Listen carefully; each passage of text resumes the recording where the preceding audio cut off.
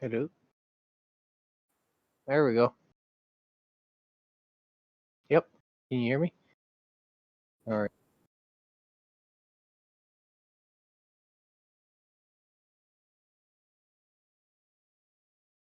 How are things?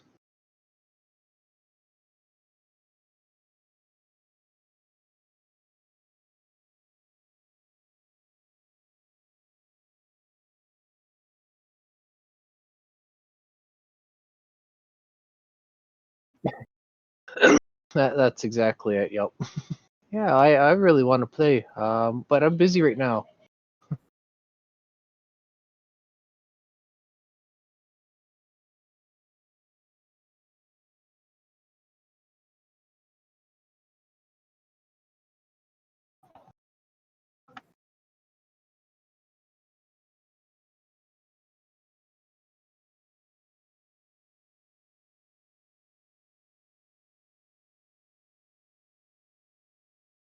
Oh God, you mean we actually gotta sound smart now?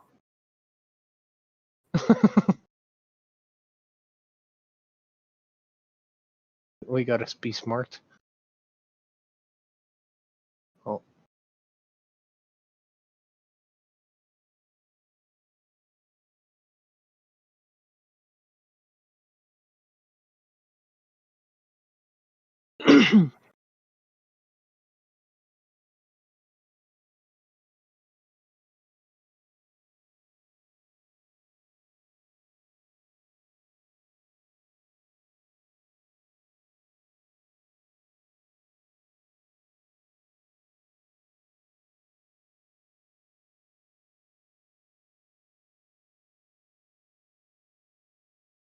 Yeah, I'm definitely down for PvP. I can definitely learn some more of the heroes.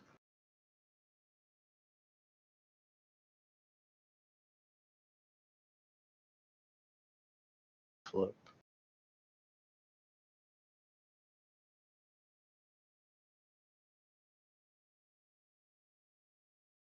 Oh, that's blindfold.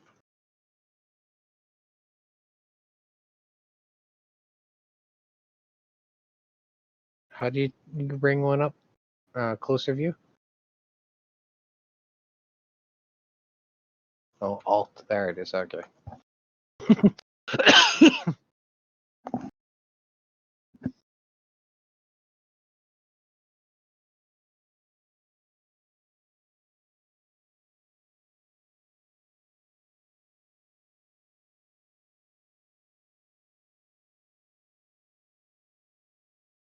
Yeah, he used to be right there. I don't think- I messaged yesterday was the last time.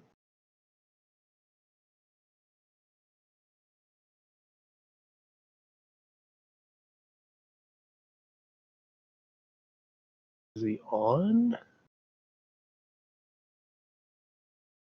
He's not even online.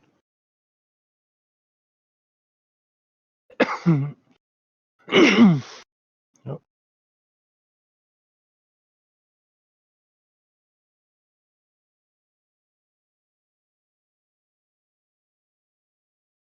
good.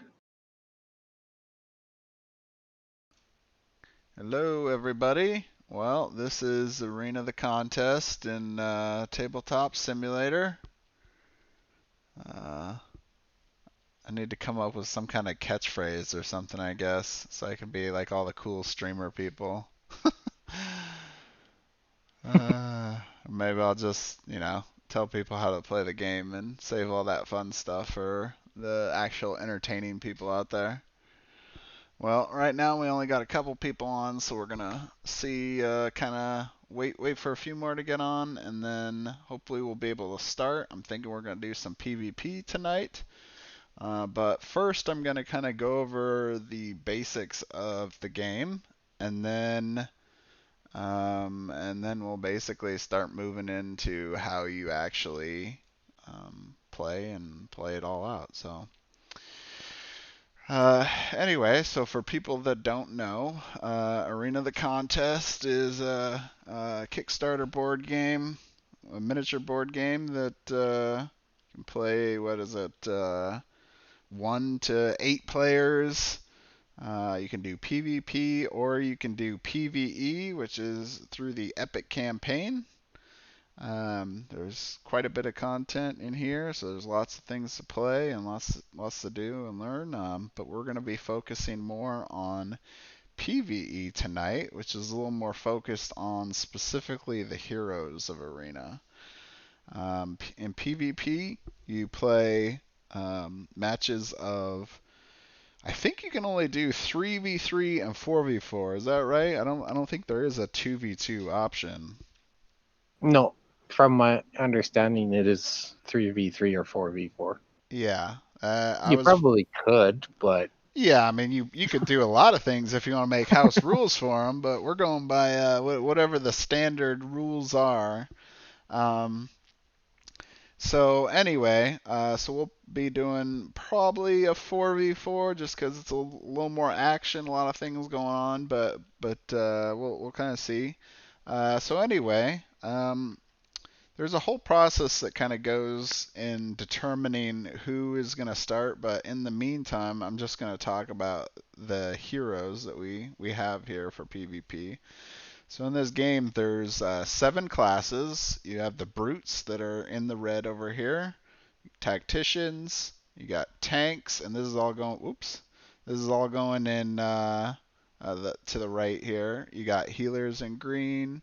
You got shooters in blue, controllers in purple, and the bruisers in yellow. And then we have 2 special heroes that kind of exist on their own. They're their own special class.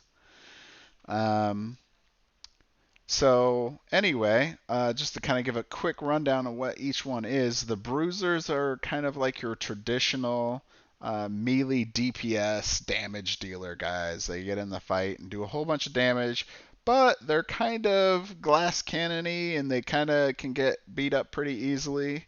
Um, but they do a lot of damage. Then we got the tacticians. The tacticians are kind of like your melee supporting and condition adding and subtracting type people. So they got a lot of different tools on their tool belt. They're a little more supportive than they are damagey, but everyone in this game does damage, so that's one thing to keep in mind. We got the tanks. The tanks are definitely exactly what you think they are. They're here for absorbing damage and trying to support their team and maintain the battlefield control. So there's a lot of defensive type abilities for themselves and their team. So they're definitely the stronger, hardier type people with 70 hit points and 8 defense. So it takes a little bit more to try to hurt them. Then we got the healers, exactly similar to the tanks in the way that it's in the traditional sense of a healer. They heal their team, they provide supportive effects for their team, and like I said, they all do damage, but they are more focused on their team and healing and trying to, get everyone in better position as much as possible. But similar to some of the other weaker characters that they have lower health. Their defense actually isn't too bad. It's a 7 defense, but 6 base attack, so they're definitely probably one of the lowest of the damage dealing classes. Then we got the shooters. The shooters are the range DPS or damage dealing classes in the game. So all they do is try to do damage from afar as much as possible. Their passive, for example, is that they'll do 4 more damage when a target that they hit is at least 5 squares away. So it's in their advantage to be as far away as possible. They do some of them will have like special effects to maybe do a little more damage or move some combatants around, but they are definitely very damage focused. Then we got the controllers. The controllers are your similar to the tacticians, except instead of being melee focused, they are ranged focused. So they are going to they'll do some damage, but they'll definitely, apply conditions, control the enemy, try to move things around.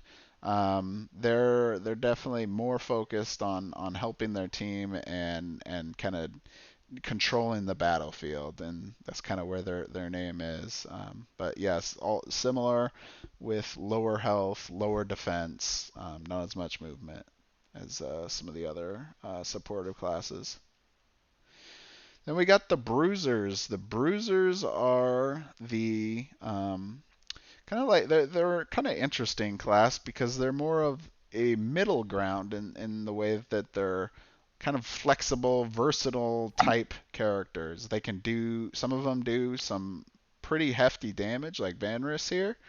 Then you got other heroes that are a little more supportive and protective base. You got Askren who does transfer some of his health and provides some protection and health. So they're kind of like frontline um, damage, but supportive type of characters. So they're a little bit of a mix. So it's kind of interesting. And then lastly, we got the specials, which are kind of all in a league of their own. They have completely different passives than everyone else. And I guess I should probably explain that too. But they have their own passives, and the shapeshifter, for example, he's very much copying attacks and using things against others. And then the faceless emperor is he's kind of interesting. He's a little bit of a take on the commander role, which is a new one that's going to be coming out for the expansion. But he's definitely damaged, but he's very interesting character. I'd definitely want to maybe play this guy pretty soon.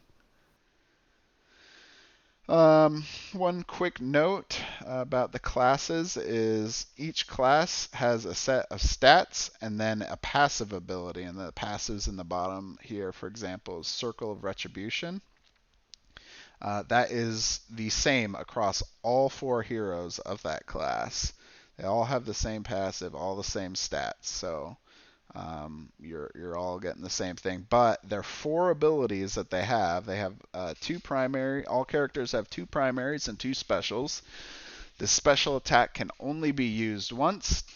Primaries can use basically as many times as you want, and all other characters as well have a basic attack skill which they can use, which provides no additional impact effects other than you get a slight increase to the chance that you're going to hit. So anyway, the Circle Retribution is one that's the same for everyone, for all bruisers. Theirs is that the enemy starts its turn adjacent to you and includes you as the target of its attack, and that enemy will take 4 damage. So, all right.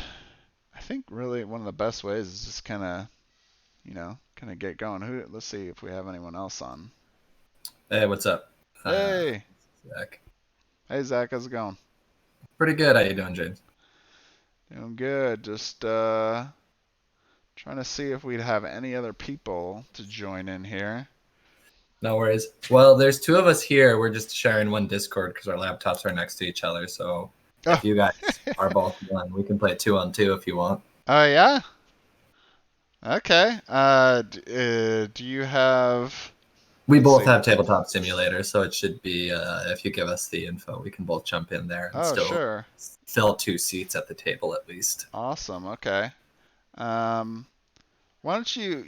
I mean, I guess it'll probably pop up anyway, but can you send me your name and then I can add you on my friends list? I feel like that's always been the easiest way. Whenever I've tried to get other people to join, it ends up kind of like challenging. Sure. Yeah, no problem. Do you have the game open right now, though, on Tabletop Simulator? Yeah, I do. Oh, yeah. I was just going to see if I could search for it really quick. It might come up. I think Ukame, you Yeah, there it is. Yeah, I see it here. The problem was that the password didn't end up being recognized. Yeah, so maybe So the password is Dragori. All right, the name of the developer Capital D? with a capital D. Yeah. Cool. Yeah, the name's Chris, by the way. Chris or Okami, don't either is good. All right. I don't think I actually got around to mentioning it last time. That's okay. Good to meet you. Yeah.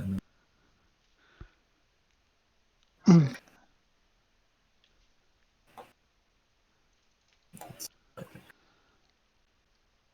Oh, There we go. Looks pretty good. Choose a color. Oh, you took my favorite one already. Hold on for a second. I'm just kind of checking the stream here. These colors, just to confirm. No, there's more colors here than we. I was gonna say these colors aren't representative of our roles that we're taking, but then I realized that it's No. not all the right colors necessarily. It's not how biggie. Yep. All those rock reds on the side of the table that's easier to look from. Let's see. Trying to see. Someone's saying that it's showing offline right now on the stream. Even though I turned on the stream, maybe it's just recording. Okay. Well, the recording will definitely do a much better job than the broadcast. So anybody that's just now watching on the stream, because I'm an idiot, I turned on the recording and not the broadcast. You're probably going to want to watch the first 10 minutes here where I talked about a lot of the basics about heroes of the game, especially if you're interested about learning about the game. I don't even see it in here. You're not in there anymore.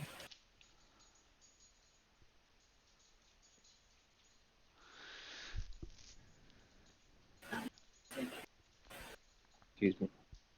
So I don't know how much you heard, Zach, but we were talking about kind of heroes of the game and just general information for people that will be watching.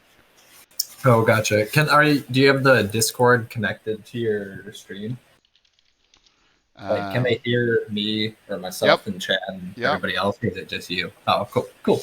Yeah, Is it easy? I changed it, and it should work now. I had someone test earlier.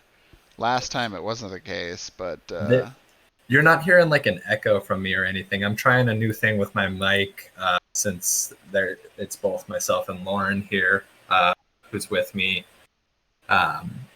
playing. I just wanted to make sure I wasn't picking up your guys' voices as well or anything. Nope. Okay, cool. That's good to hear. Good to hear that working out. I tried to send her an invite. She's trying to hop on now. It looks like she got it. We'll see if she can jump in. Trying to see if the stream is coming up. Oh yeah. Does anyone else see it going right now? It still shows offline on the main channel, but the thing says online. Interesting.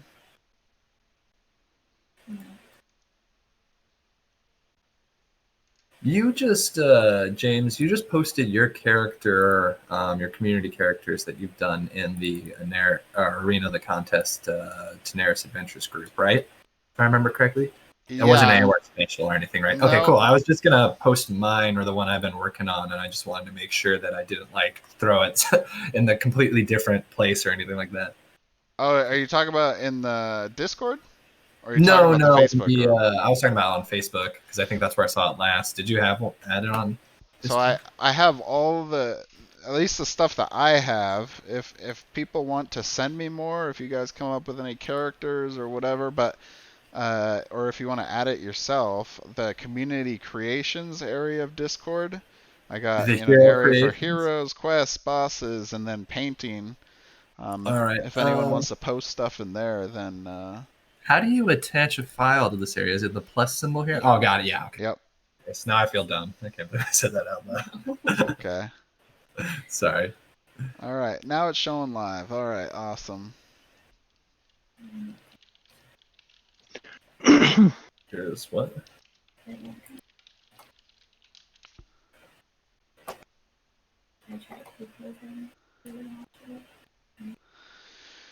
Okay, so I'm just checking on the stream, but I think we're just waiting for, you said Lauren? Lori? I'm here. Lauren, sorry.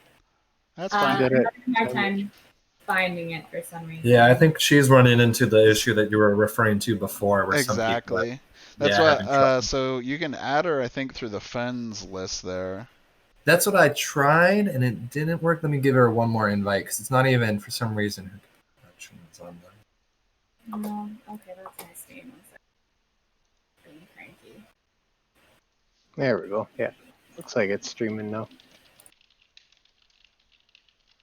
Sometimes my Steam just They sent an invite. Yeah, I need to reconnect this. All right. Well, I apologize for all the people that have been wondering what's going on, but it hasn't been streaming. So I have been recording it. So when you watch this, maybe go back and check the recording that I'll add to YouTube. It'll be the same channel as the one that I have previously. And the first about 10-15 minutes here, I talked about the heroes and some of the basic parts of the game. So,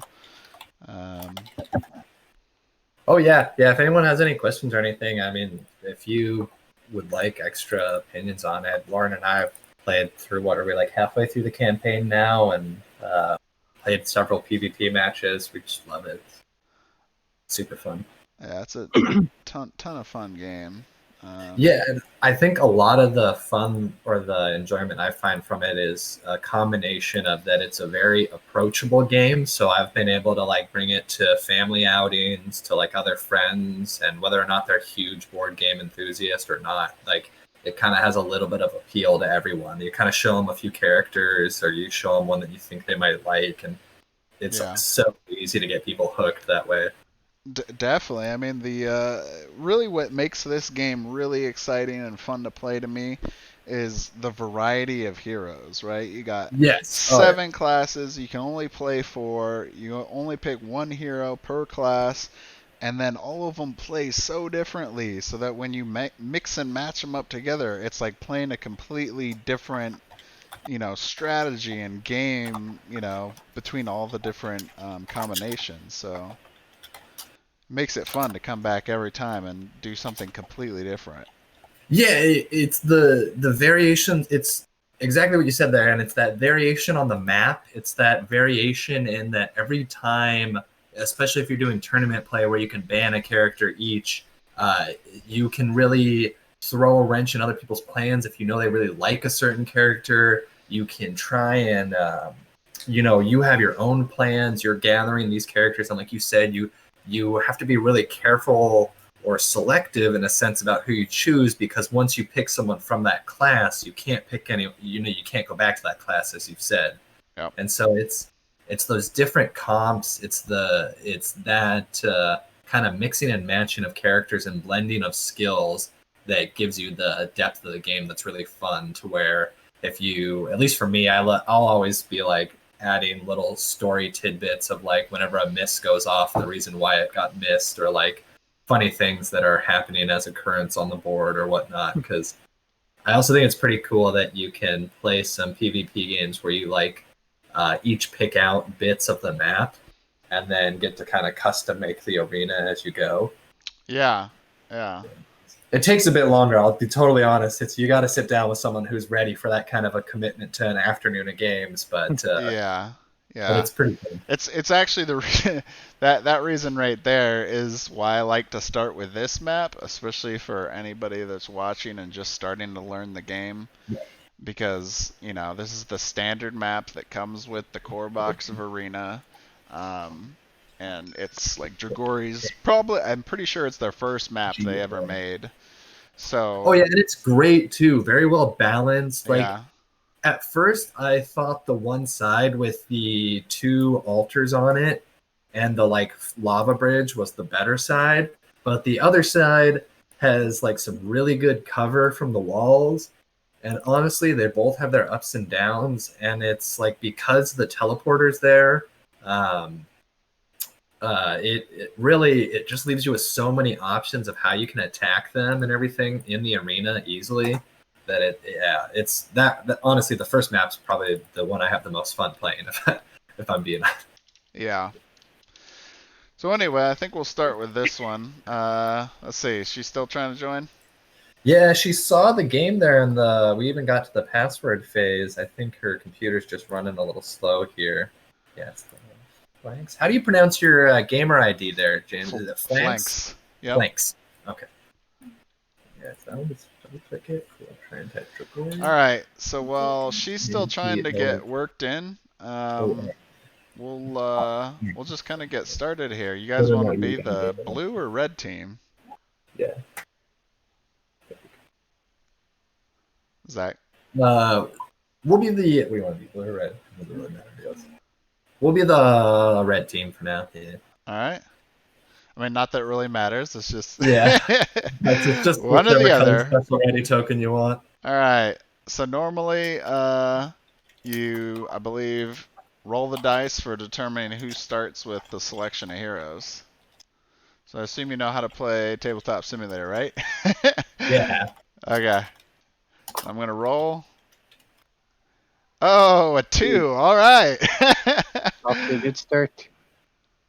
Yeah, I can't wait to see the rest of the rolls tonight. It's not Hey. loading. We only have. Oh, we're the red dice over here. I got a 2 as well. Let's see. I got a 18.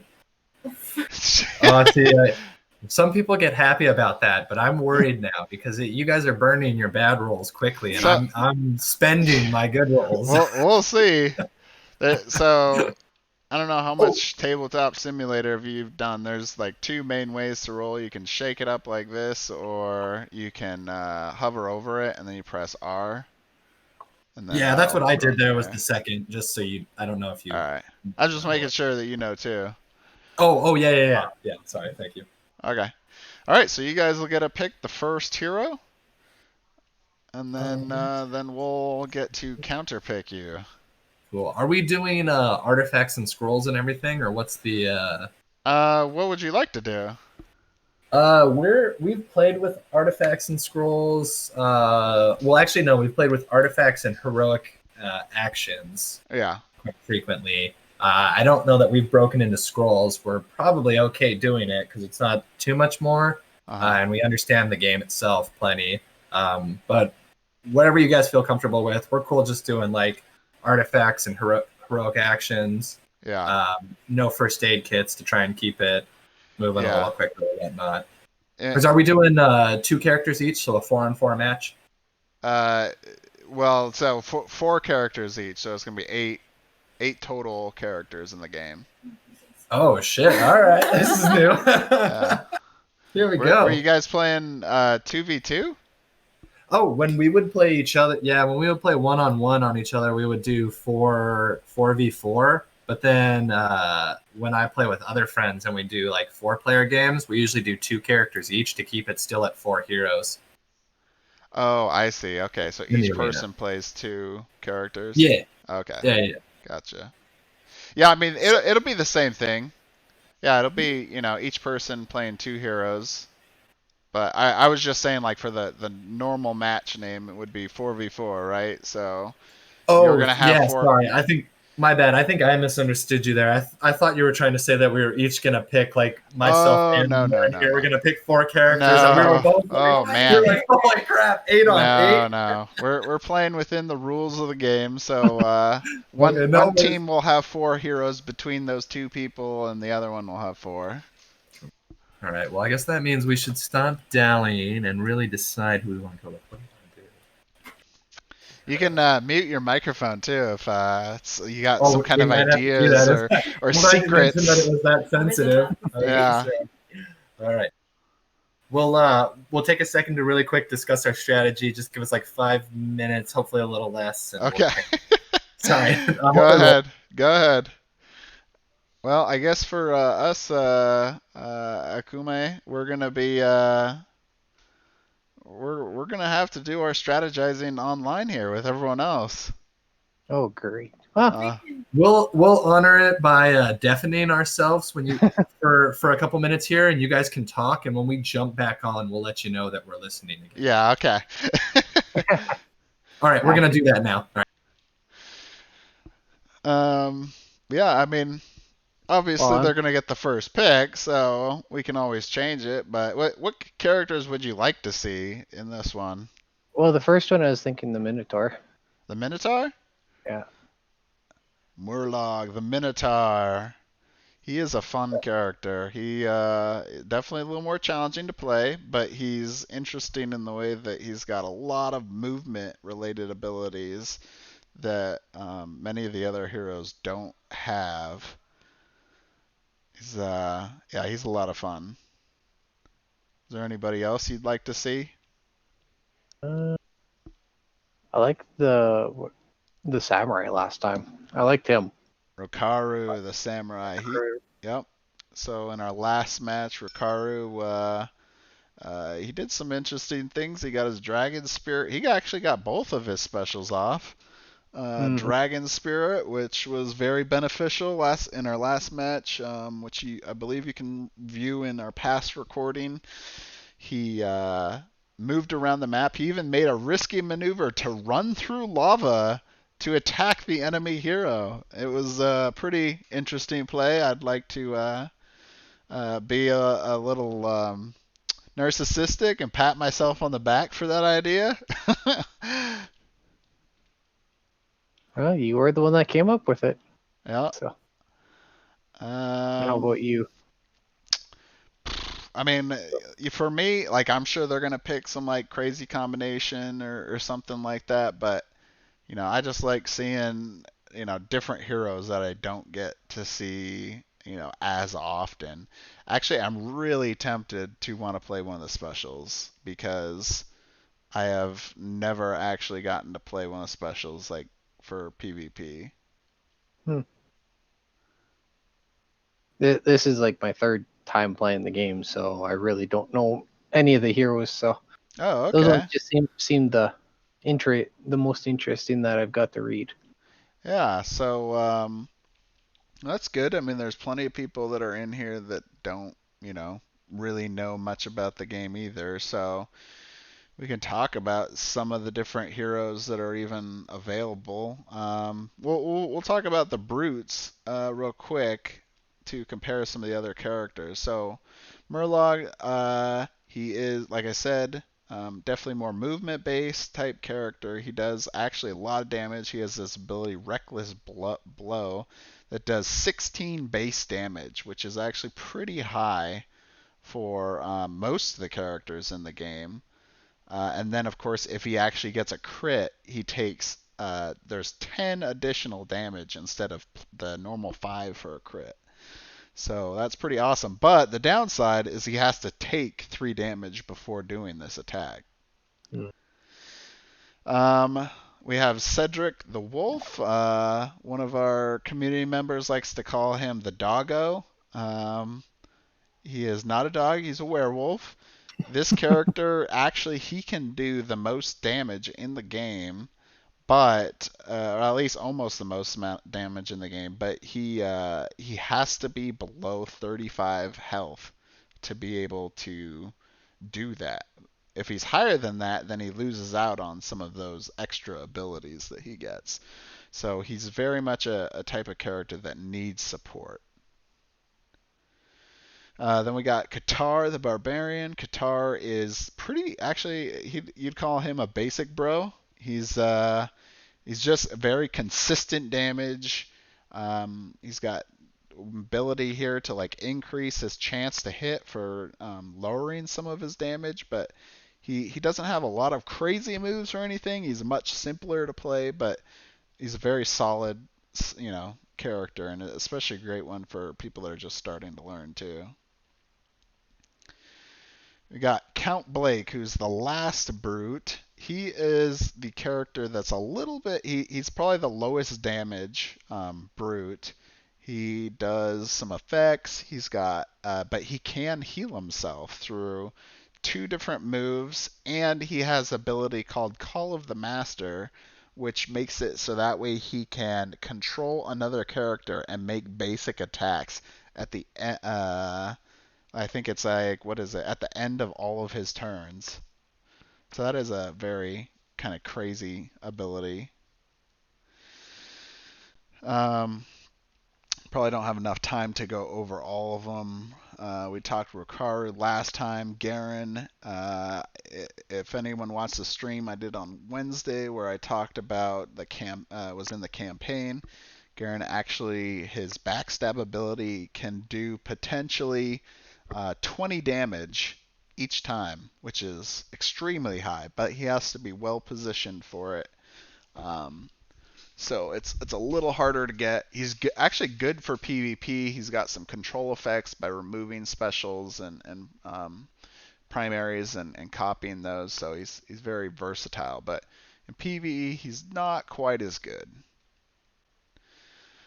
Mir is definitely the assassin. She can move around the battlefield a lot more than some of the other tacticians. She's got some higher damage potential, but definitely, I wouldn't say she has really super crazy attacks or anything, but she has some interesting abilities like Shadow Dance, being able to move 8 squares before even declaring your target and doing 25 damage. That's pretty crazy, especially when you can like move through walls and stuff. And then the last one, Liana, is the pirate, and she has definitely some other crazier abilities. So sorry, we are back, just so you know. Oh, okay. Go ahead. So we're listening. We're ready to pick our first one and have a general game plan. So to say, we'll see how well it works or how much you allow. Go for it. All right. I think first. Hello. Yeah, we just wanted to confirm first. Oh, yeah, we do have a new person here. Are we doing artifacts then, though?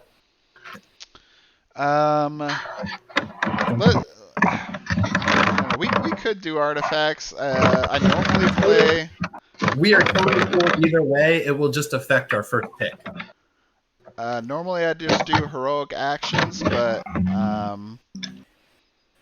just heroic actions are fine with us. Yeah. Let's just do heroic actions this time. Next one we'll do with artifacts. Okay. Oh, am I too late to get in the game? No. All right. It's okay. I wouldn't mind joining. Heck yeah. Do you mind if we still announce our first pick, though? No, yeah, go ahead. Go good. Cool. I just didn't want to upset anyone. We'll take then for our first pick the telepath. All right, the telepath. Or Elaine, I believe is how you say it. Or, yep. Yeah, Elaine. Cool. I was like, oh my gosh, I'm on stream. Trust me, I have butchered her name in the last, not the last stream, but the one before that, like many times. So don't worry about that. All right, Okame, who we picking? Who's our number one? I think Morlog probably should Morlog, the Minotaur. Love that guy. He is fun. Love that guy. That was unexpected and uncalled for. I was just kidding. I love that character, so it's really cool that you picked him.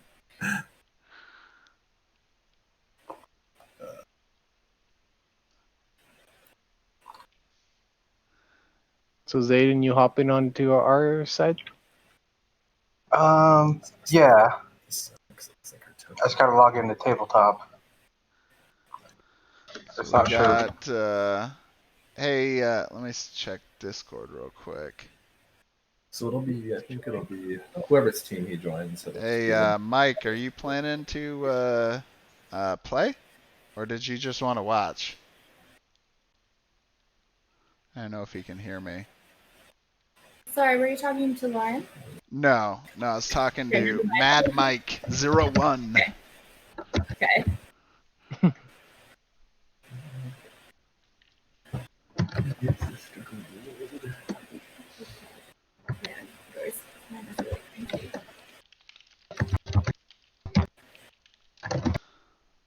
Just trying to get an idea of how many people we're going to be having here.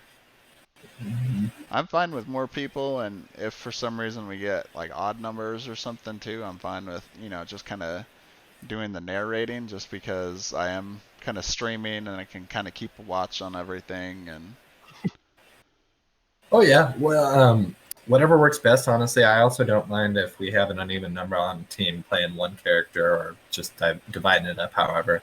Yeah. Okay, so what is your second pick, you guys? Oh, yeah, because you guys picked Morlock. Yeah, I guess you're right on this. That's interesting. Going with the Bruiser. So the game starts, for people that missed earlier on, the game starts by we're doing a 4v4 PvP match. They have picked their first character, which is, oh god, Elrain, the telepath. She's a controller, and our team has picked Merlo, the Minotaur, who is a brute. So we are alternating picks right now. You can only pick one character of each class for your team, and once we're done, then we will pick heroic actions, and then we'll do character placement, and then we'll begin. So shouldn't take too much longer, but this personally, I think the character selection is one of the most exciting parts, just because you got so many possibilities. She's up. We're gonna take the Druid, Talia. All right, Talia. You don't have the alternate snake artwork, do you? She doesn't. No, just a personal favorite of Lauren's here, so no worries. Had to ask. The other artwork? Yeah, with the snake. Okay. Well, it's okay. I mean, one of our members in the community is actually a developer of this mod, so I'll talk to him and get that added. Oh, yeah, that'd be awesome. She's smiling here. Sorry, we might have to consolidate to just playing, taking turns on my computer here, just because it looks like hers is struggling a little bit with so many people and pieces in the lobby. Okay. You gotta upgrade your computer. All right, so let's see. That's a good thing. They have picked a controller and a healer. Talia's in my opinion, one of the best healers, maybe the best healer, because of her Shield of Flowers ability is spot on. Making somebody immune from damage from the next primary attack is a fantastic ability. Alright, so who are we going with, Okame? Oh, I get to pick again. No. Too bad we don't have artifacts. Let's go Mirror. You want to pick Mir? Sure, let's go Mirror. Alright, hold on, I am trying to add someone else in here real quick. Oh. I hear your secrets. It's okay, we're just talking. Alright, alright, so we picked Mir, so you guys get to pick the next one. You picked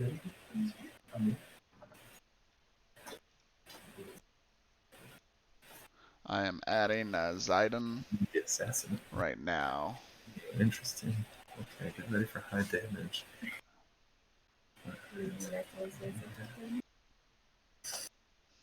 No, I think we're doing pretty good on this now. Okay, so I'm picking some good people that'll be interesting to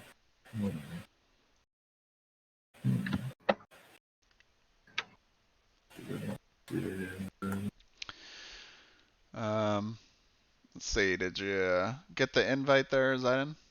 I did. Awesome. Just asking for the password. It's Dragori, the developer of the game, with a capital D.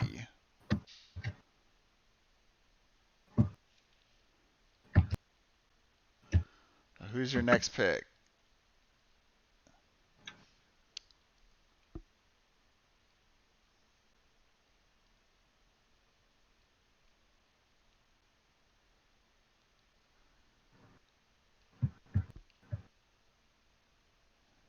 Did we lose him?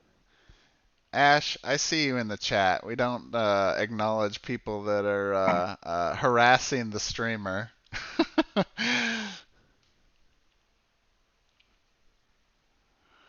I don't know. Did we lose it? Zach, are you still there?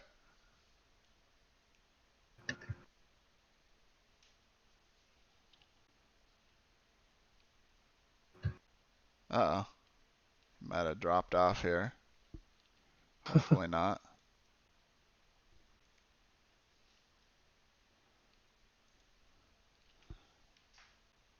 Zach, you still there? He's deaf and muted. Let's see. He is Zayden? Z-Rex. Is his hand still moving?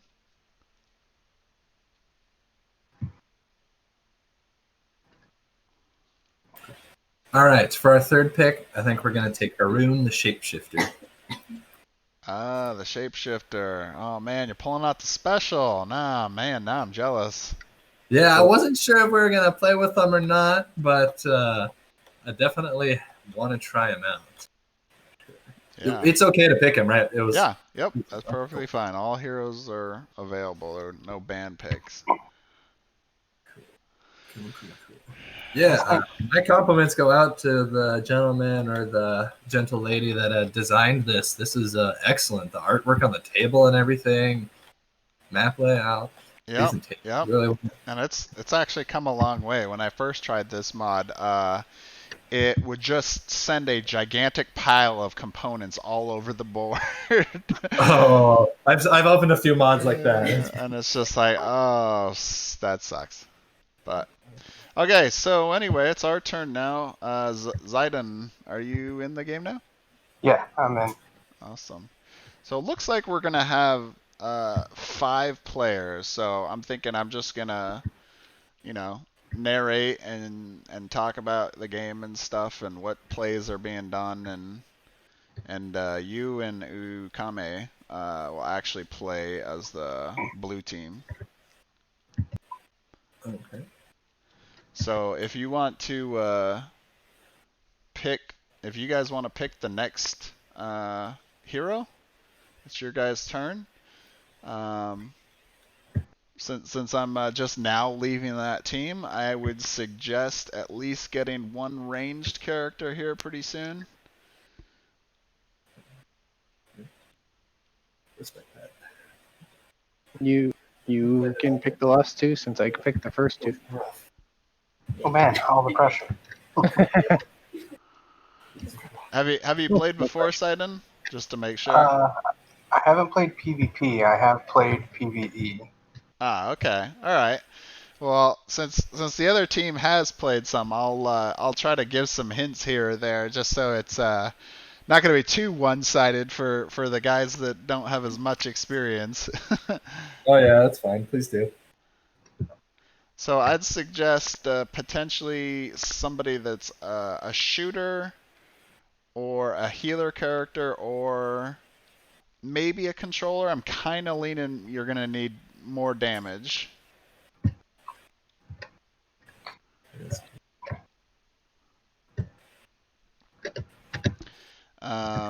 Some interesting ones that might be fun to play here is this guy right here, Ustar, the Necromancer. He's kind of a fun character because he controls dead combatants and makes attacks for them, and he also does increased damage based on the number of people that die. So as we go on, he'll actually grow in strength.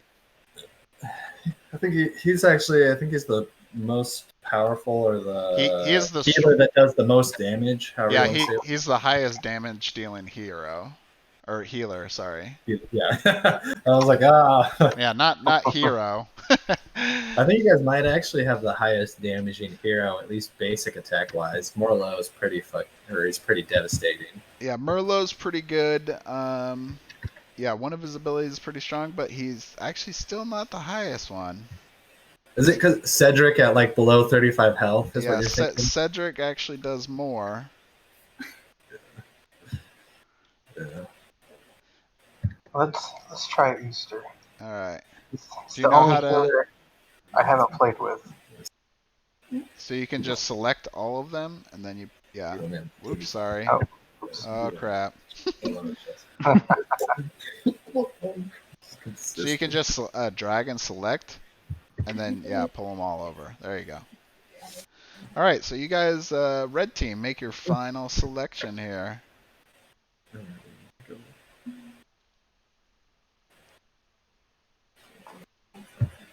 actually get some extra thing. So the shapeshifter is kind of an interesting character, especially for PvP. He copies others' attacks, and he can essentially, his passive can act as the passive of any other combat role that's not on the team. So he's really unique hero, but he's all about copying other people's abilities.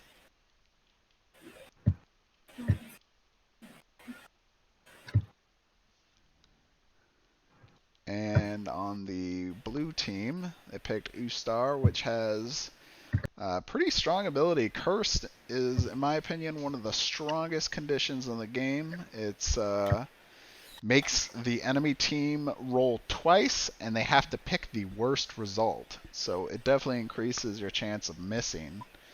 And it heals, and it'll do additional damage for each person that dies. That's definitely a good pick. There is no 5v flanks, sadly. Maybe I'll talk to the developers and see if they add it. Another interesting thing I like about Ustar is this one here, the Harvest of Souls. He heals somebody, and then he gets a permanent ability to spend your primary action making any of your dead ally primary attack and actions or attacks. I'm sorry. So even if you have other team members that are dead, you can make their attacks, which is so good because you can do essentially like, let's say Merlot dies early on in the game, you could still be making potentially really strong hits with a healer.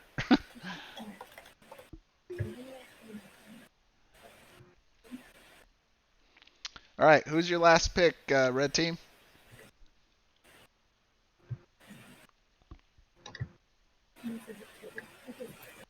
We're gonna take Oris the monk.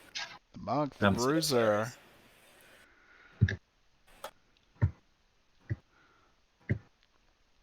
That's This is gonna be a good one. There's some heroes in here that I don't think get quite as much coverage as some of the other heroes that I've seen. Oh yeah. Yeah. Shapeshifter, I don't know if I've ever seen him in any recording at all. Talia, she is used more often. The telepath is hardly ever used. The monk is sometimes used, but not very often. Ustar's never used. Murlaw the Minotaur is not used. Mir is sometimes used. That saddens me. That is. Well, like I said, this is just a recording, so I'm sure there's plenty of people out there using him, just not recording it when they do it. I just love Murlaw. All right, so you guys have one remaining pick. They have picked a team of, ooh, man. They got some crazy stuff. So Path of Purification is one that moves Oris has, which basically removes permanent effects from combatants. So that can be really detrimental to your team because he can remove, well, at least like Ustar's ability, he could remove that one. Or River of Blood from Mir could potentially be removed. The other ones are all just kind of damage based, so that's good. You don't have too crazy of abilities.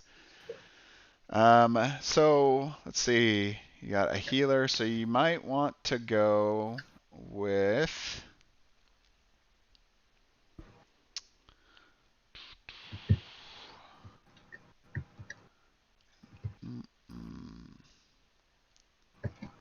So many choices. Katrina might be an interesting one.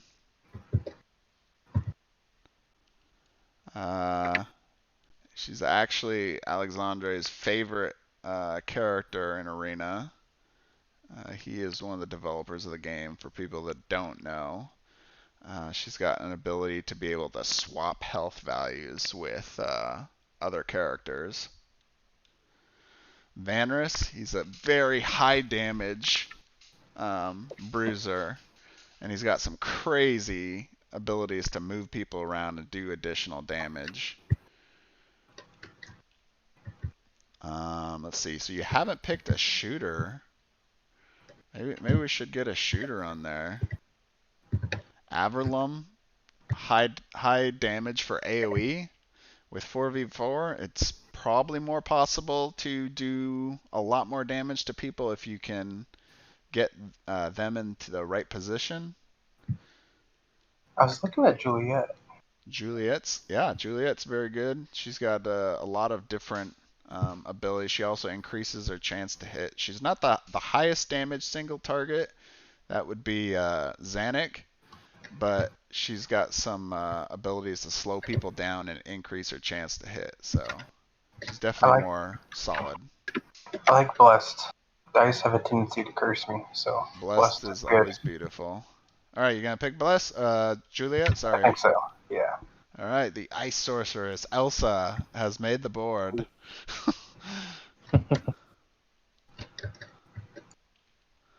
Okay, so you guys can, if you want, you can pull the character cards into your hands if you want. I'm gonna just pull out the heroic actions, and you guys can start thinking about what heroic actions you want. They're the same on both sides.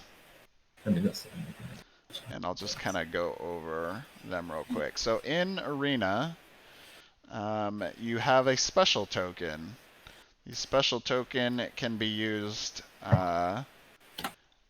It can be used on your turn, and once you use it, the token gets flipped, and then you will not be able to use any special related items, special attacks. I'm sorry, until the next hero's turn, which it will then flip back up, and you can now make a special. So we'll see here. An example would be, let's say, we're gonna pick positions here pretty soon. Let's say red team is going first. Telepath uses a special. She flips the token, and then somebody on the other team goes, and then it gets. It'll move to the next person in line. So this is an important thing for placement. And you guys, as you're kind of like moving things around and playing with things here, let's make sure that we place our hero cards in the appropriate way, like the game says. So, you guys that's why I got mine off the right down? Here. Is that what you want to do? Yeah, and I got them off to the right here so that as we place heroes, I can place them to the left here. Okay.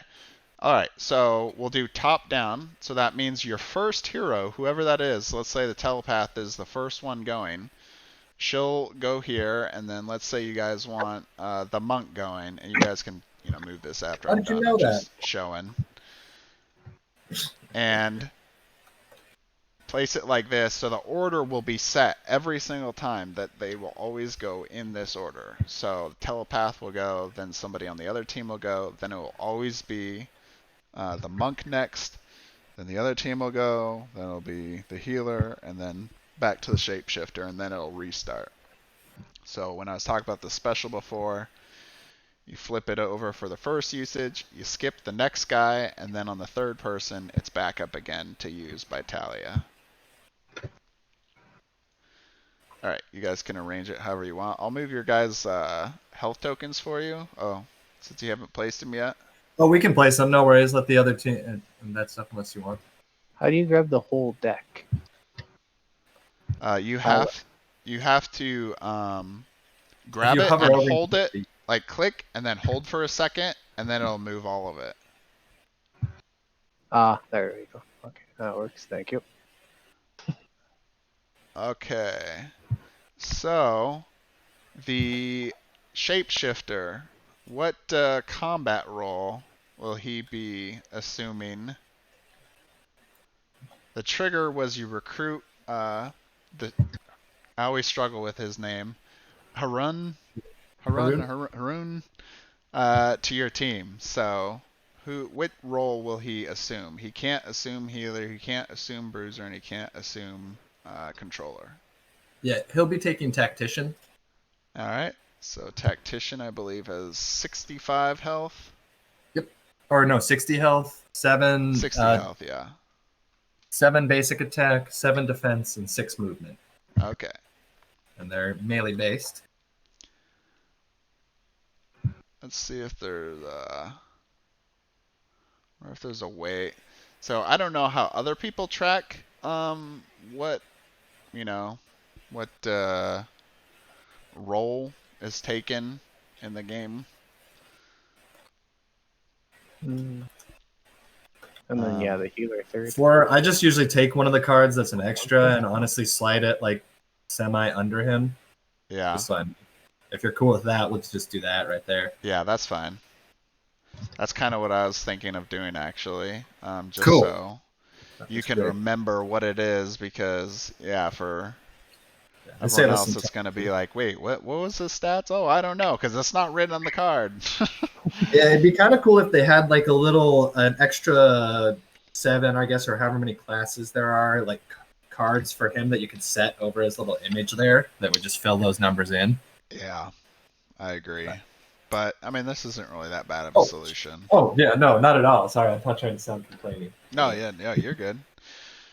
Or just make those transparent. So did you guys, Red Team, did you guys already pick your heroic I believe I mean, it's not that big of a deal to me, and I honestly don't mind, like, it's just as much fate as rolling a dice of picking the side, but I was going to say, did you want to roll to pick sides and then place characters, or are we just going to go, you guys are on that side, we're on this side since we're already kind of here, and then we'll just roll to see who places first? So what the rules is that you'll roll to see who picks first, and then you go alternating back and forth placements. Gotcha.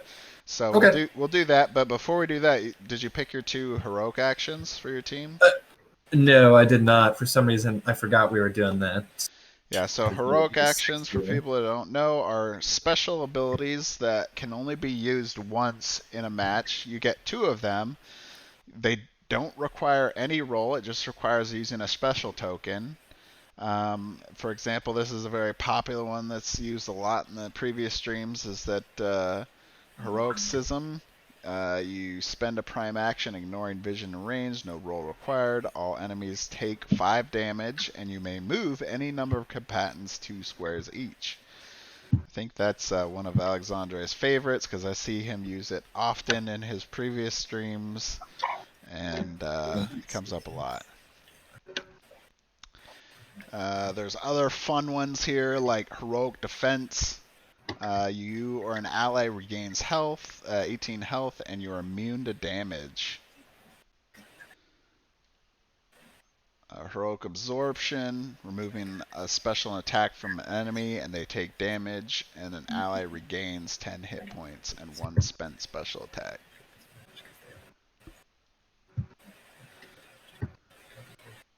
So you guys pick yours. When you have it, just flip them over so you can't see what they are, and then we'll later on you guys can pull them to your hand, you can pull them to your hand now if you want to, actually, and that way you can view them secretly. And you can pick the other one, Zayden. Are you supposed to do the heroic action secretly? I think technically you are. I just kind of threw it out so people could see it on the stream, but okay. No, that's totally cool. I have always played where I just have them all in like a deck, and I've handed them back and forth, so we've kind of just known what the other person's picking because of that. But yeah, it makes sense that since there's doubles of each, you just hand the other person a set of them. And yep. All right. Well, we'll do that now then. All right. All right. So let's see. You guys are still doing yours. You got yours there. Okay. So blue team, it looks like you guys have finished picking your actions, right? Yep. All right. You guys want to roll for your chance here to? That was bad. A 5. Did that even roll? Oh man. what I always try to do is really either shake it up or press the R button. Right, the R button. Oh yeah, 4. Whew, sick rolls. We're off to a great start. I'm going to change my team color to this Game Master here.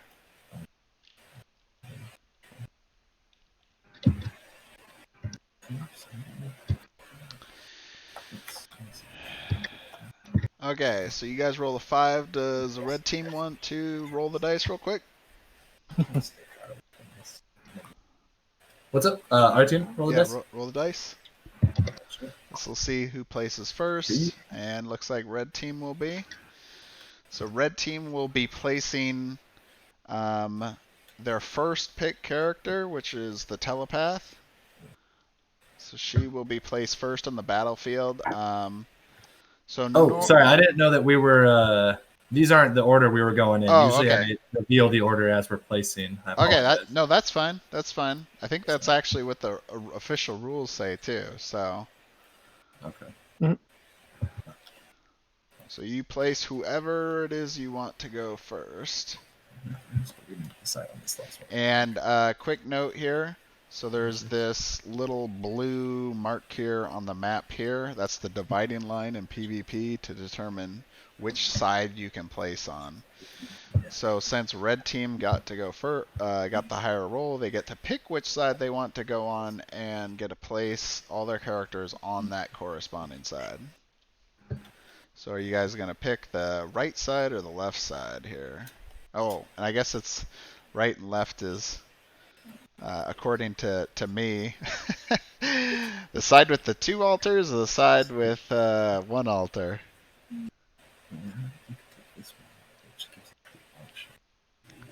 He's really theory crafting out his options over there. I can hear him. Yeah, sorry. We're trying to whisper about our options really quick. That's fine. So for people that don't know, in the game, these altars here, what they do is they give your character if you're standing in them, the blessed ability, which allows you to roll twice and use the best result. But that is only for primary attacks, which are the top gray abilities up there. So it is still very good to be in blessed. Makes it pretty good chance you're going to land your attack.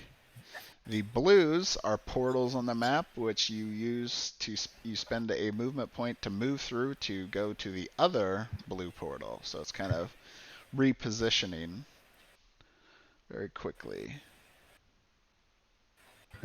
All right, you guys figure out where you want to place Talia? Yeah, we're good. We got our 2 heroic actions now.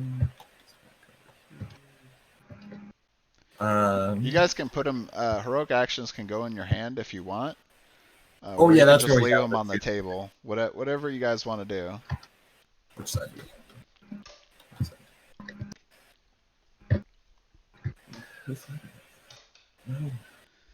This side. So the conditions in the game, just kind of go over these real quick, are things that can be generated through different abilities. And some of them are actually generated by positioning in the game. So I guess that should have been a clarifying question for the people that are playing. I assume you guys understand the reaction attacks and the mob and focus rules. Is that accurate? It's okay. It's okay. It's okay if you don't. I can explain them out here. I probably will anyway, but so there in Arena there are actually extra rules that can be removed for people that are just starting to learn the game. So if you don't know it, sometimes it's good to just not have those rules and you won't feel quite as overwhelmed. So Tally has been placed. And now it is the blue team's turn to place. I believe you're going with Mirror first? Yep. Alright. Place up Mirror.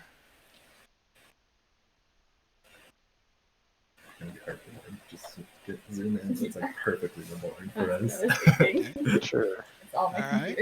computer. All right, now it's red team's turn. All right, where'd they go with this guy? Ooh, right in the middle. That's interesting. Okay.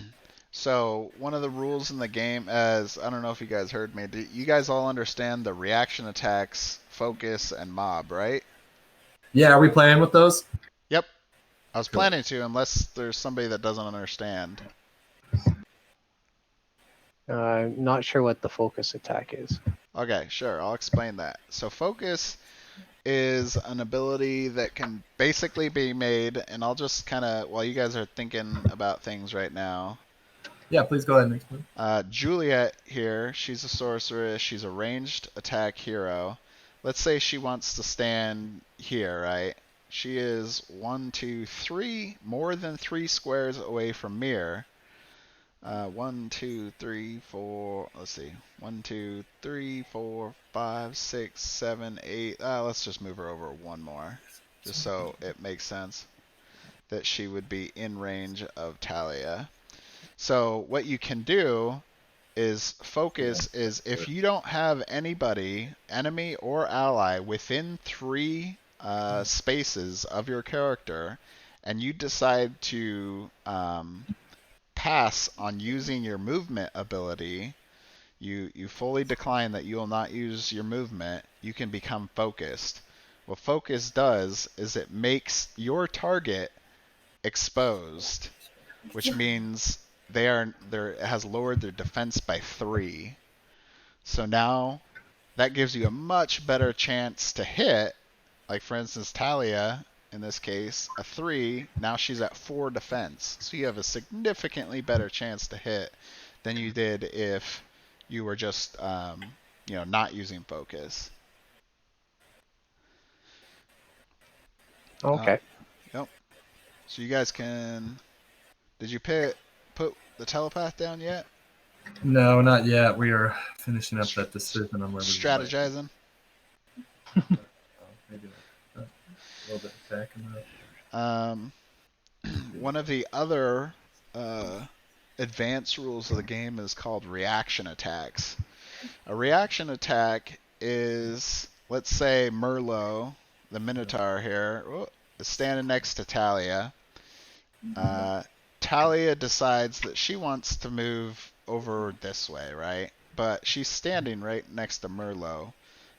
If she wants to get past him, she has to accept a reaction attack to move out or even still within an adjacent square. So if you're in an adjacent square to him and you move out, you'll take a reaction, or if you move over here, you'll still take one. But you will only ever take one reaction attack from that character. So he can't do it multiple times to multiple people. It'll only be one character. Oh god. So a reaction attack, which I guess I didn't even explain what that means. So let's say Talia decides to move here. As soon as she starts making that move, Merlot gets to do a basic attack against her, which means he will do his roll. He'll have increased chance to hit by 1, and if he hits, he'll do 8 damage to Talia, and then Talia will continue on her move. If she were to die, then that will be the end of her turn. Okay, sorry, I'm moving your characters everywhere, just screwing things up, but I think she was right there. Yeah, I think so. Okay, Juliet.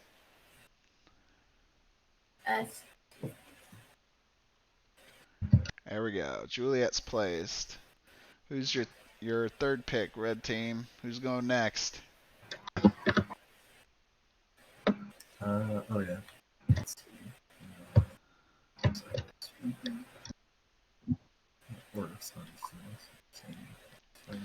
gonna do the monk. Oris the monk. The bruiser. He's gonna get in there and he's looking like he might hang out here by the lava bridge. He's gonna try to get into the action quick. Doesn't want a lava bath? Looks very warm. He might want a lava bath. I mean, that's very possible.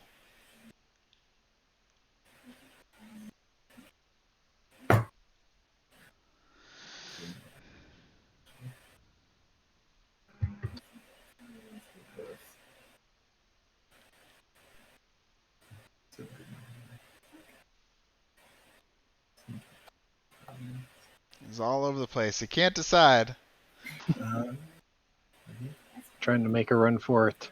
Yep. Yeah, See? he's trying to make a run. We'll see how this goes. All right. So Oris has been placed. Now it is Ustar, the Necromancer's turn to be placed. If you'd allow it, we're gonna just move him one more space over here. All right, I'll give it to you. No point in trying to hide from what we're going for. Pretty obvious.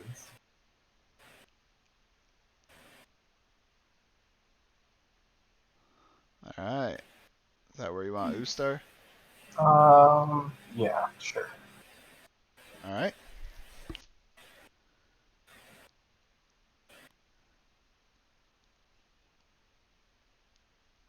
All right, that's good. And then now the final pick, the shapeshifter needs to be placed now. All right. I'll move over his thing for Thank you you. guys. And we want to go with him.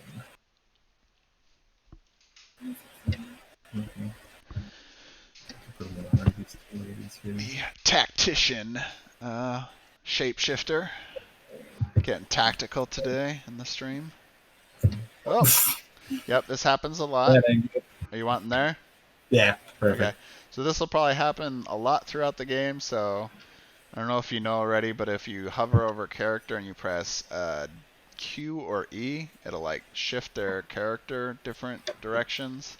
Mm-hmm. And so that way they have these collision boxes, and the collision boxes often hit even when it doesn't look like it. So Gotcha.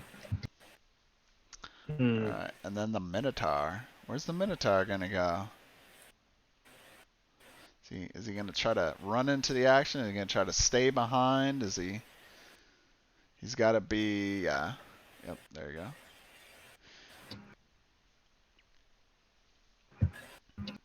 Hard to figure out.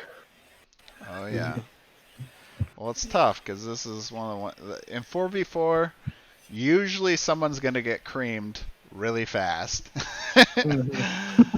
Someone will be taken out fast. All right, so that's the last placement.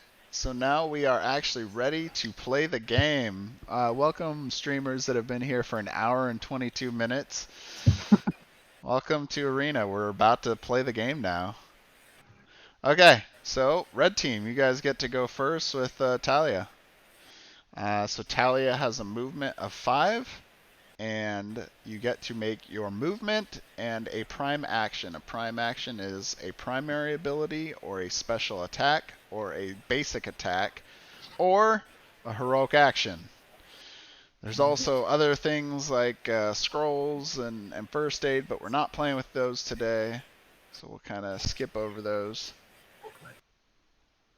All right, Talia, what's your first move here?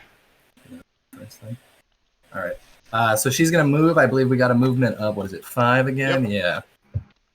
Yeah. So let's see. I'm gonna count before doing it. 1, 2, 3, 4, 5, 5 there. You'd be okay being there. I mean, there's a chance there. 4, 5. Yeah, no, he's still in range there. Go here. There. Cool. Right. So we're gonna move here. Okay. 1, 2, 3, 4. And then Talia, you're gonna do Nims. Sorry. Can you hear Lauren? Oh, we're gonna do the Nims kiss on our telepath. Cool. Hopefully. Nim's So kiss we're gonna on. use- yeah, Wait. Who's the character? Nim's Kiss is gonna attack Ooster, who's in range 8, but he's technically only 6 spaces away. Or 1, 2, 3, 4, 5. Yep. So we're within range. He is within range, and just real quick, I'm gonna make a note about line of sight since we're starting this off here. So range is just pretty easily. I like to count it in straight directions just to see. So 1, 2, 3, 4, 5. 1, 2, 3, 4. And so he's definitely in range because the range of this character is 8. The line of sight is determined by the corners. So Talia could say this corner, and I think here we go. You can build rulers in this game. How did you do that? Real quick, just so I know. The ping? Press Or tab. the ruler. The ruler, you tab. hold down tab. So from that corner to that corner is line of sight, so Talia can make her attack. All right. Go ahead. Roll your dice. We actually already clicked on it, to be completely honest with you guys, and got a 3. Oh, really? Yeah. Okay, cool. All right. Here, I'll just put it here to the right, your card. So Talia misses, but that's okay in this game. Even if you miss, you still do damage. So Ustar takes 5 damage from the residual. All right. And normally I always use the specials as their tracking. All right. So now it is blue team's turn. And that will be Mirror going first. They're going that way. What? How much? Oh, no, I was just going to 6 perfect. Our team's colors. So, since you guys are a little bit newer, I'll try to help you out a little bit. Coercion. Yeah. Just there's a lot of things you can do here. You can start off with a bang if you want to go right to Shadow Dance, or just get across the field and start attacking somebody, or River of Blood to get a damage tick on one of their characters. Or if you want to just do a little bit of damage, you could potentially get into ambush. So let's see, 1, 2, 3, 4, 5. I think they got 6 range, 6, and then. Oh, actually, no. This is after the attack, so I guess she's a little bit out of range for ambush. But you can sacrifice your attack for your moving, right? Yes. For Okay. That's a great point to bring up. So instead of using your prime action to using an attack, you can also use it to make an additional movement, which could be good. I will say in PvP it's definitely a little more dangerous because it means you're essentially putting yourself into position to be attacked by the enemy and not being able to do anything. So for you guys, I would suggest 2 things. Either going with a heroic action, going with one of her special abilities, or let's see, 1, 2, 3, 4, 5, 6. Ooh, you're actually still out of range. I was going to say maybe going through the lava, but still ain't going to make it. So, yep, those, I believe, are your 2 options. Otherwise, yeah, you could do double movement. Move somewhere else. Bad placement. That's okay. You could take the movement, move somewhere else, too, if you want to. 1, 2, 3, 4, 6. Okay. Sure.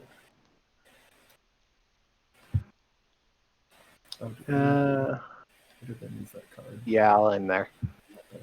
Okay, are you going to use your second movement to do a heroic action or a special ability, or are you going to move again, or are you just done with your turn? What's the heroic action? Oh. Actually, I guess I could do that. No. Yeah, I'm just gonna stay there. Okay. End turn. Yeah. Alright. Till I figure things out. That's fine. Telepath's turn for the red team. So the telepath is kind of an interesting character for people that don't know. She has a lot of ability. All of her abilities are focused on controlling other people. So her puppet dance, for example, she doesn't do actually any damage when she does her attack, but she gets to control her enemy target by moving twice and then making a primary attack by that target. Oh, I'm getting some kind of feedback. That's not good. Here we go. I think I fixed it.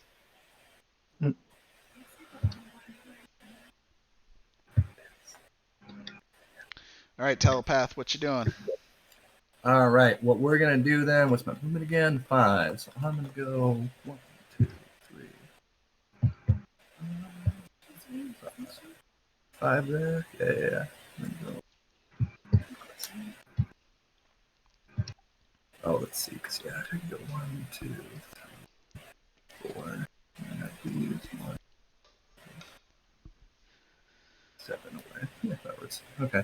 Check me on this, because if it's wrong, we're gonna go here. So from here, we went 1, 2, 3, 4, Okay. and then we're 1, 2, 3, 4, 5, 6, 7 away from Juliet 2, here, 3, with 4, line of sight 5, from this 6, edge 7. to that edge. Yep, you are in range. Cool. And so we're gonna perform the puppet dance then on her. Okay. We get bonus +2 to our roll. All right, make it rolled. 3. And 5. Of course, enough of this. So I will say that you did get a bonus to your roll, so that puts it at 5. But Fortunately, Juliet has a 6, so that is just too low. So that will be 5 damage to Juliet.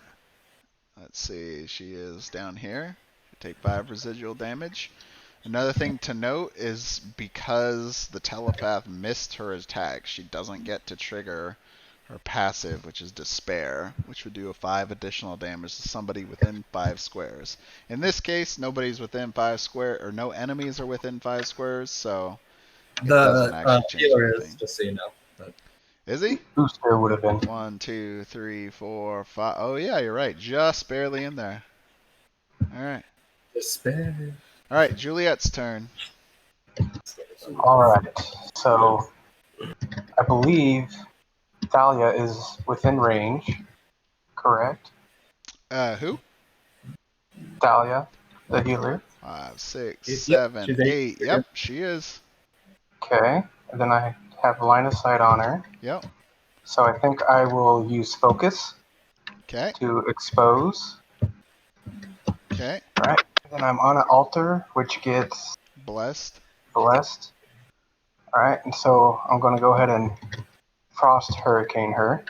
Okay. One thing I'd like to note though, you can still do your move. That's fine. Is blessed only affects primary attacks and not special attacks. So that's okay. Right. I only recently discovered that, even though I've played the game for like 8 months now. Well, that's news to me. That's all right. I know. News to me. Yep. Well, we'll still go ahead and try the frost hurricane. Go for it. Okay. All right. So roll. All right. Let's see here. Yeah. Shake it up. There you go. You can also press R too. All right. 6. 6. Talia. And then I did Yep. focus, so you she was did exposed. focus, so she is exposed, which puts her defense at 4. So that is a hit. That is a good hit. So Talia will take 22 damage. Actually, no, she will take 22 plus 4 damage from accuracy, the shooter passive. So that is 26 damage to Talia. And now she has a permanent effect. At the end of Juliet's turn, let's see. So I can move her 1 square, then she takes 4 damage. Nice. That's a hard hit there. And yep, now she has that effect. One quick note too, since we're doing this, and a lot of people still don't understand this, but it's okay. This is what we're doing, learning here. The effects in this game are tracked through cards. A lot of people think you need tokens. You don't need tokens. You use the cards as your effect tracker. So in this case, Frost Hurricane, even though it's Juliet's ability, goes on Talia, and that'll remind everyone that she will take, what is it? At the end of all of the target's turns, you may move the target 1 square, then it takes 4 damage. Ooh. So that will be a good damage tick on Talia. Okay, awesome. So that's a good special there, and now it'll be Ustar, who will not have a special active. Alright, next up is the Monk.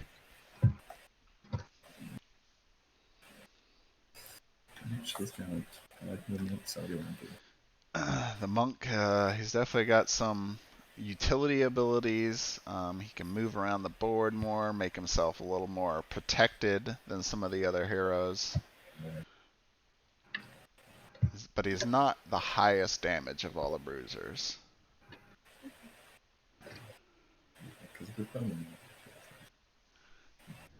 All right, what you got, Mr. Monk? Currently, he's way over here by the portal, just hanging out by himself, just having a drink of special tea, thinking that he might get into this game eventually. All right, what you got there, red team?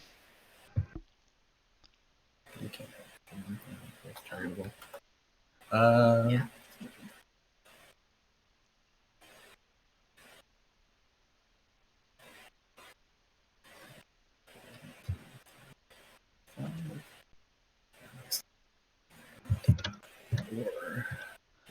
Did you want to move through the portal? Do you want to try going the other direction? Maybe use any heroic actions?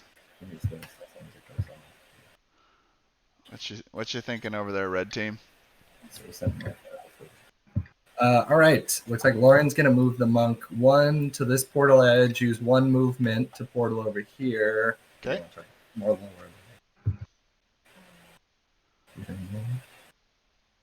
Okay. That's 2. Your call. Wherever you think is better. So I guess we'll spawn into this portal point. Okay. Don't have to necessarily move anymore.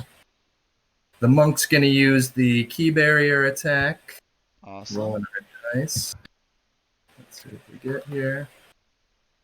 That is 11. That's a hit. The key barrier is a range of 2, but they went with the 1, which is perfectly fine. So that's 10 damage to Merlot, the Minotaur. I'm probably saying his name wrong, just so everyone knows. I'm probably just brutalizing names, but I think it's Morlo. Merlot. Yeah. I could be saying it wrong. I have no idea. Yeah. We're gonna need developer confirmation on this. Yeah, right. All right, so 10 damage to the Minotaur. Yep, and then we're toughened, and you can no longer use special attacks on the monk. Yep. So he has now become toughened, and toughened means that he has a plus or minus 3 damage when hit by an enemy attack. So he'll take less damage if he's the focus of an attack. And because of his ability, he is immune to special attacks, so that they cannot be used on him. All special attacks? Or just from him? Just special attacks targeting the monk. For this turn, right? No. No, so for the rest of the game. No. Just for this turn.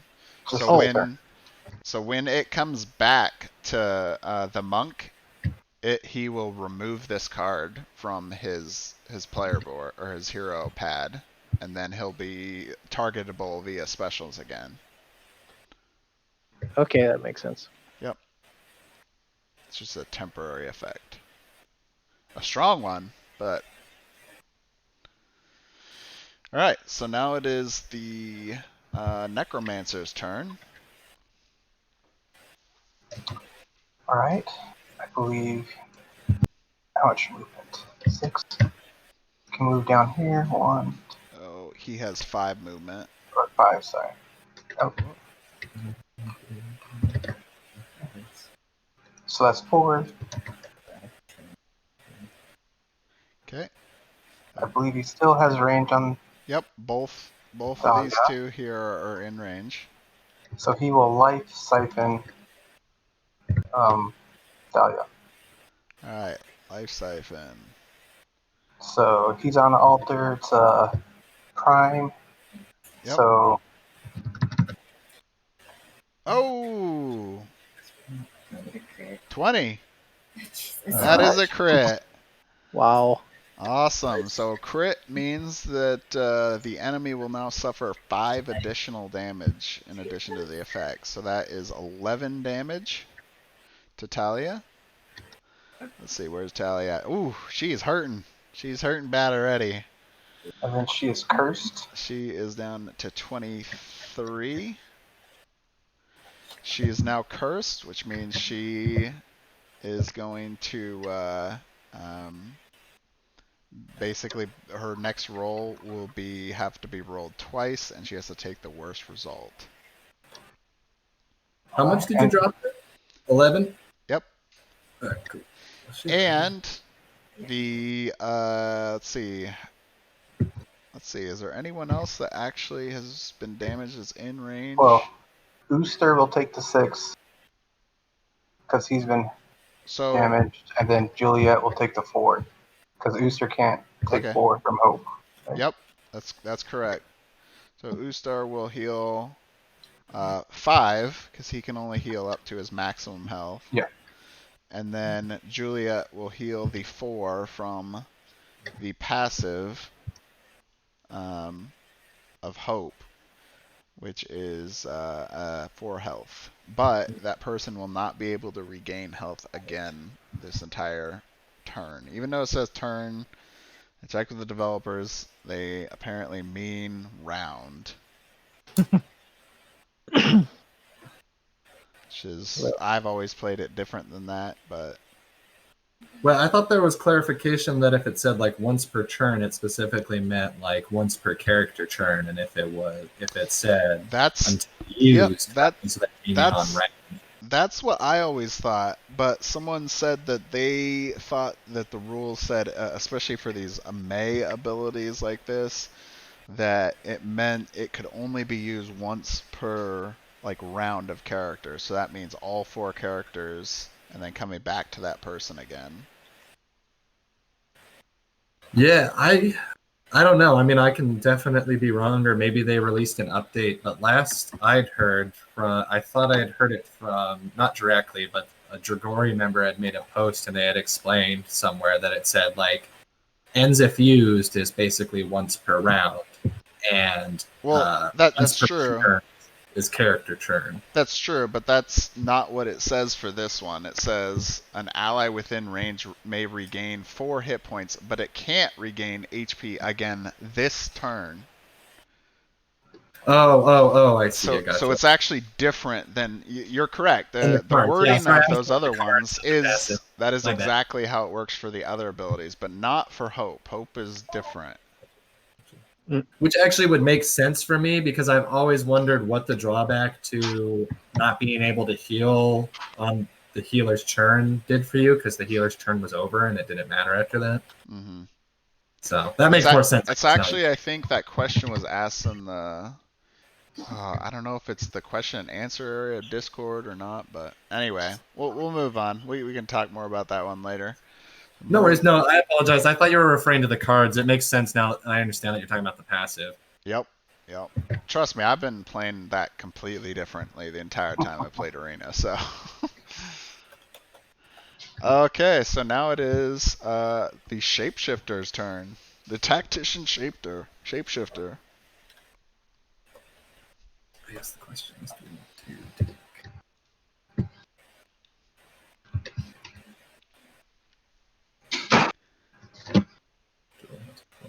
Let's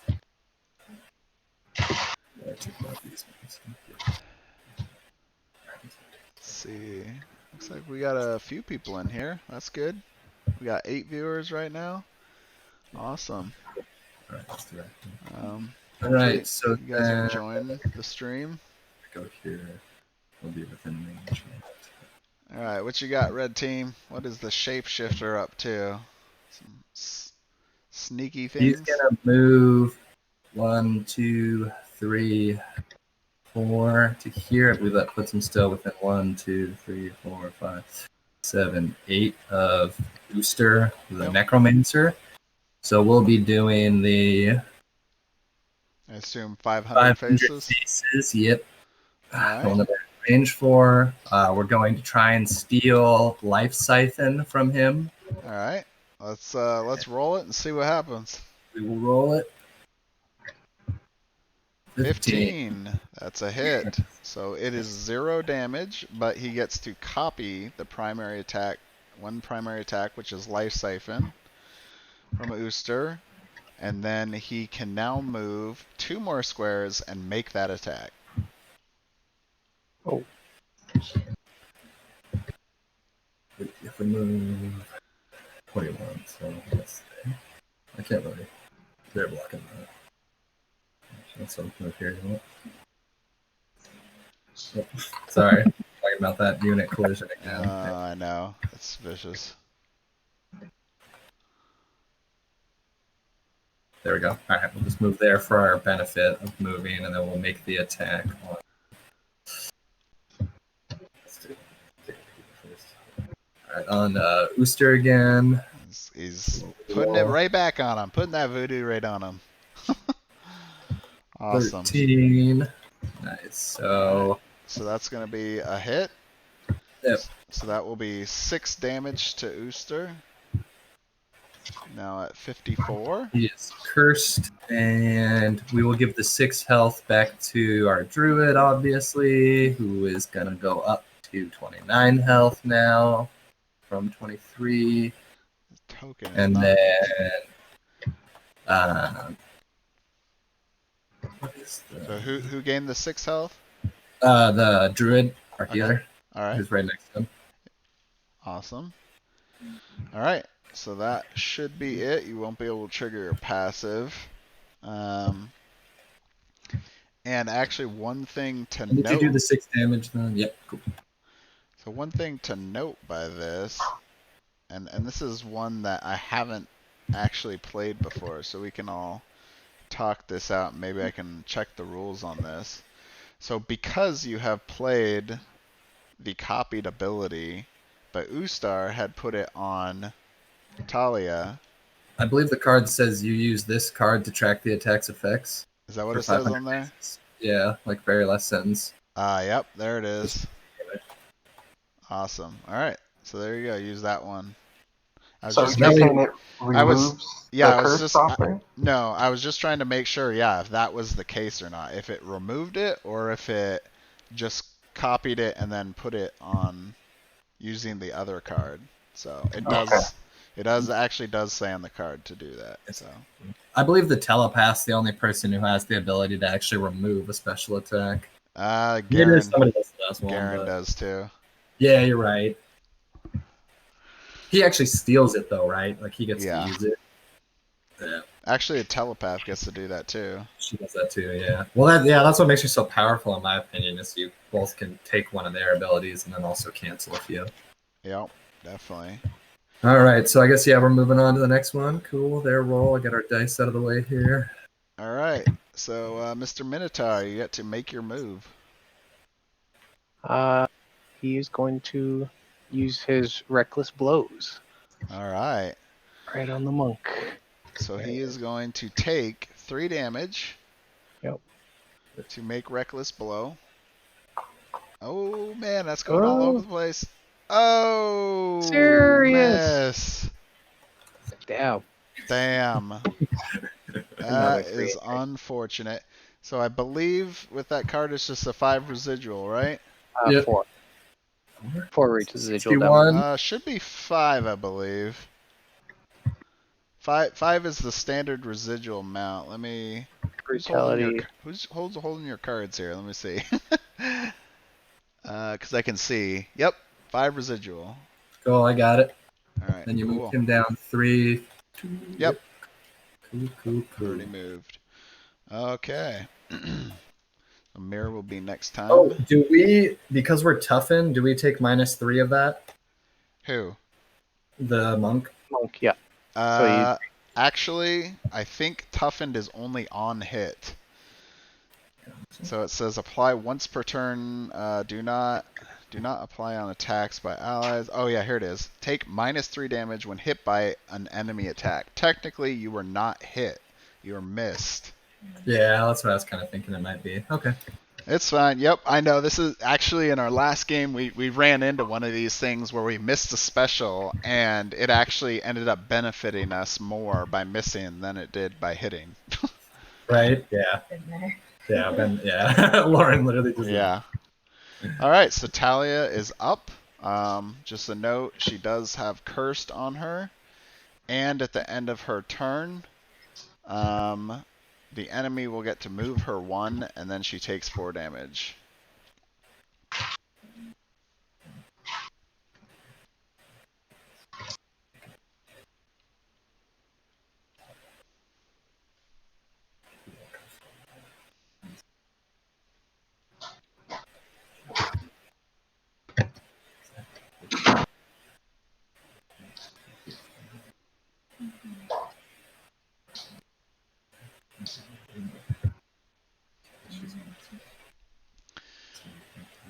what will Talia do?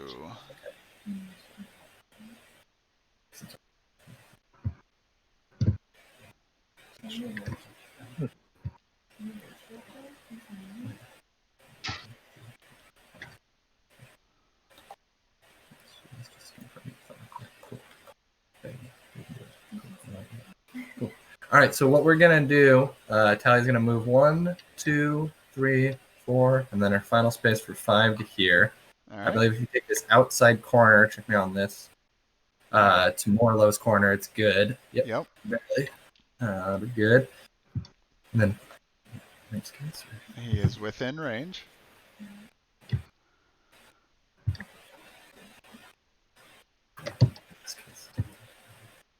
There's a chance that we're cursed, so there's a chance that neither of them really go off on this thing. One does come off.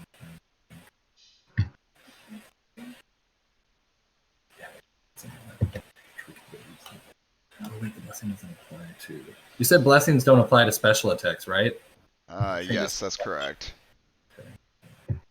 So never mind. So that's the advantage of this. We could heal. What do you think? Show the flowers or heal? Okay, I agree. All right, then Talia on Lauren's decision is going to do Nymph's Kiss again, directed at Morlow. Okay. All right, roll it. 15, that's a hit. All right. Isn't she cursed? So she gets, she has to roll again. Wait, what? Oh, because of the negative 10. Oh, well. 17. Yes! Oh. So the roll is a 15. Cool. So it does hit. So Morlow will take the 6 damage. Yep. We're gonna have Talia take the 7 HP. So she's 29. I'll be 36. She has her passive, the Hope, which is an ally within range. So I think the only one who's taken damage that's in range is 1, 2, 3, 4, 5. Elaine's in range. Have they taken any damage? Has anyone else taken? No, I don't think anyone else on our team has actually taken any damage. Oh wait, nope. Hello. Nope. It is only. So no passive for us then, because you can't do that to her. But an ally becomes blessed and hastened. So hastened, for people that don't know, if you heard earlier, when we're talking about reaction attacks, basically it means you don't suffer reaction attacks. You can just keep walking around the board without inciting reaction attacks. So it's pretty strong. And looks like they gave it to the monk, which is definitely a good move. That is correct. So he is hastened and blessed, and that'll be the end of Talia's turn. Yep. All right, so Mir is up. At the end of her turn, she takes 4. Oh, yep. So Talia needs to get moved 1 square, if you guys want to. 32. Here. Okay. And then she takes the 4 damage, which you guys already moved her, right? Yep. Yes. All right, awesome. Yep. Get the tree. So Mir is going to go to the other side of Murlog there. Inside a reaction attack. Yep. So Mir, was right there. So if she were to walk around there, she would incite a reaction by standing right next to him.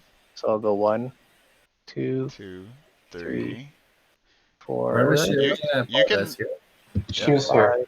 Thank you. And then 6, right? I think that's good. She was here to begin with, right? She has 6. I would call that good. Yeah. 1, 2, 3, 4, 5, 6. Yep. She has moved all the way around. She's quick. Nice little bounce around. I can't. Come on. That's You're good. We know. We got it. Even if she's just close, it's all good. There we go. They need like a little nudge feature. Do they have that? Actually, I think there is a nudge feature. So she is going to use, what the heck was it? Ambush? Yeah, ambush. Okay. On the monk, and that is a 14. Okay. So he takes 11 damage and is cursed. So he actually will take -3 damage because he's toughened. Right. So 3 is 8 damage. But you will gain 4 from tactics because you have Merlot supporting you, and you will gain that passive ability. So that actually puts you at 12. 10 is 50, 48 is 12. Mob gives you a +4? So technically he's not mobbed. Mobbed, well, okay, a couple things. Mobbed actually makes the person exposed, which means you have a better chance to hit. And second thing is he's not mobbed because you're standing, both characters are standing just right next to him. The idea for mobbed is you have somebody that's to the side or behind him, so you're kind of flanking him, and then he'll be exposed. I believe the ruling is your characters can't be adjacent. Yeah, there's like a space between them, basically. Yeah. Okay. Yep. Okay, well, that makes sense. But in this case, it won't matter anyway because you did make your hit. So it was the passive, the tactics. Horus makes a reaction attack, I think, as I run away. Actually, no, because ambush is a benefit, and in a benefit, you're actually immune to essentially reaction attacks when you make your movements through benefits. Oh, nice. All right, so Mira is going to run away like a coward.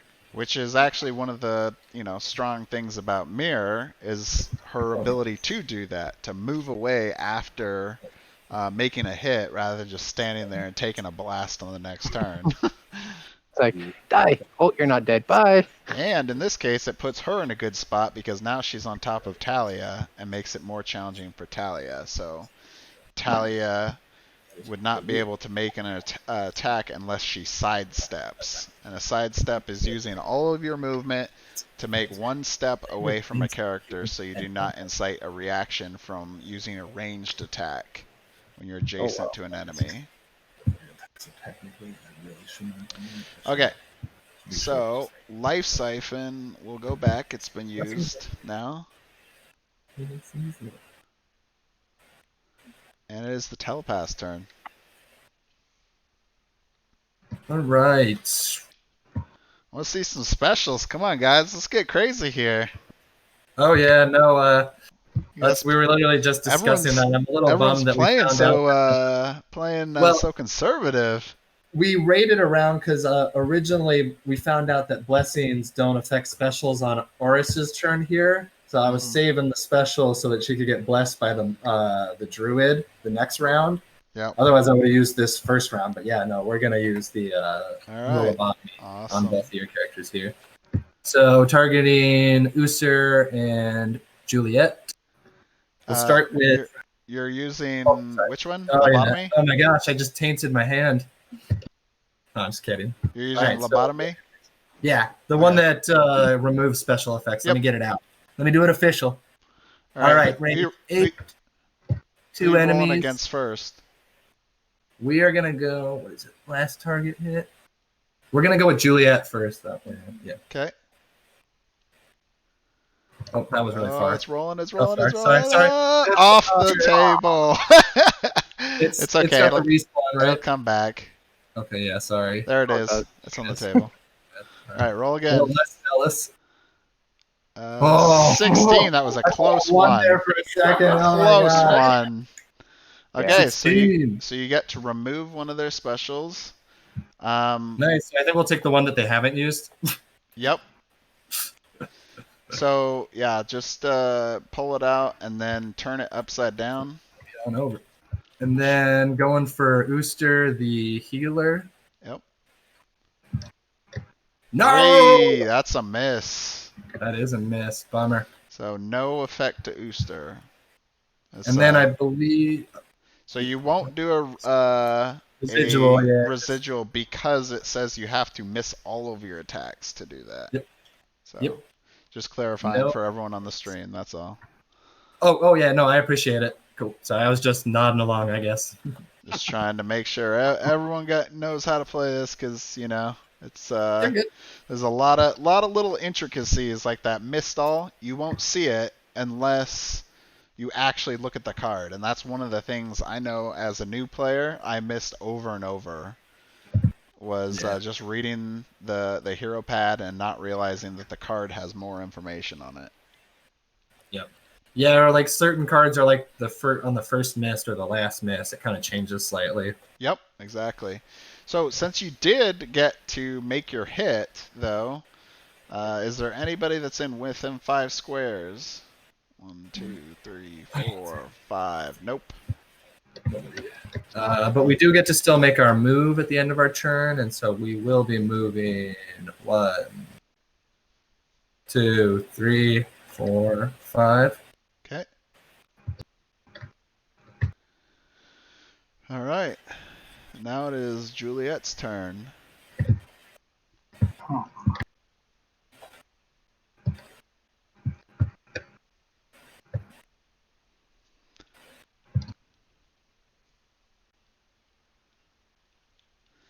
So the ability that they took away was Blizzard, which is an ability to attack up to 3 targets and divide damage between 3 targets. With no roll, so that was a pretty good one. Guaranteed damage. Yep, guaranteed damage.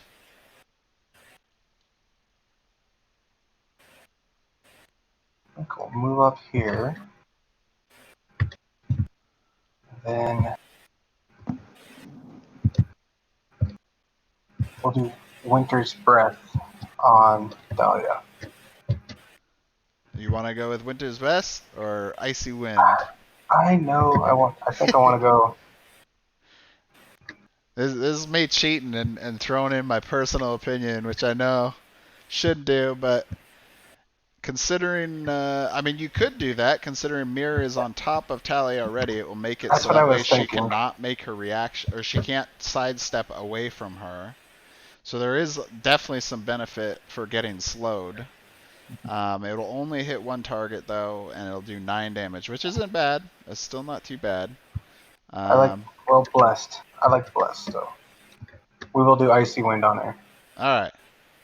Don't let me play the game. You play the game, and I'll just talk out my butt here. All right. So Bless. first roll is a 10. That's a hit. Second roll 8. That is a hit. So that means the damage will be 11 plus 3 from the additional effect, which is 14, plus additional 4 from accuracy, which is 18 damage. It's a good hit there. 18 damage to Talia. What's that put her at? 10. And then 20 would be, so 14. She is in the danger zone. And then Juliet is blessed? Juliet's blessed on that one attack. Exactly. Yep. Oh, okay.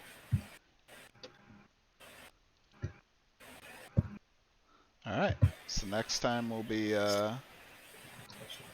Ooster.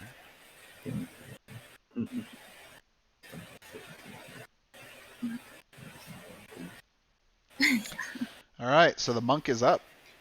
All right. The monk is up. So Kai Barrier, the toughened, is removed. It was actually already removed, but he was immune to special attacks. But he is blessed and hastened.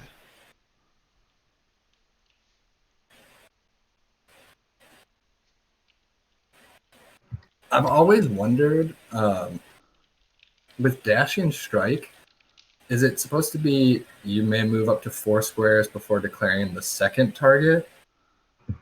No, it's the first target.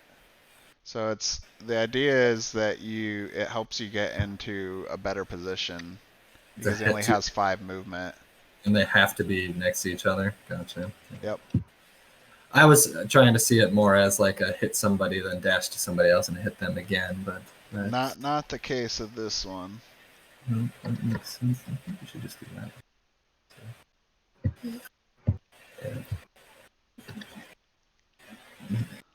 Yeah.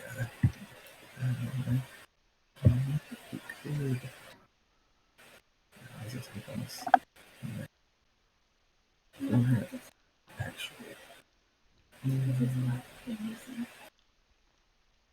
Oh, you're right. Yeah. Okay. Never mind. Let's keep everything. All right. Thank you for the reminder. But, all right. So since we are hastened, we are just gonna sneak on by Morlo here. All right. There you go. And settle on down right here.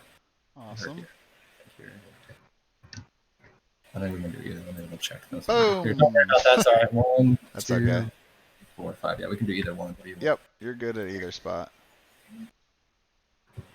Let's go Some block down over there. Here it kind of blocks Morlo from coming in. Here we block anyone else from shooting down this. Well, not necessarily blocking. We can shoot down the lane. Okay. I don't think Morlo has any 2 attacks, so we can't actually tell. Work with me here, Oris. All right. You wanted to stand. Sorry, next to her. Yeah. Oh, yeah. Moving her might help there. Right This there. way? Perfect. Okay. Yeah, right there. All right. Cool. So the and then again, we're gonna make this key barrier. All right. So the stream knows Mir is exposed in this case because she is attacked from 2 different directions. That's a 12. We got 12. That's a hit. That's 10 damage. 10 damage. I believe that's her right there. Yep, 10 damage. So what is she? 60, 50? And yeah.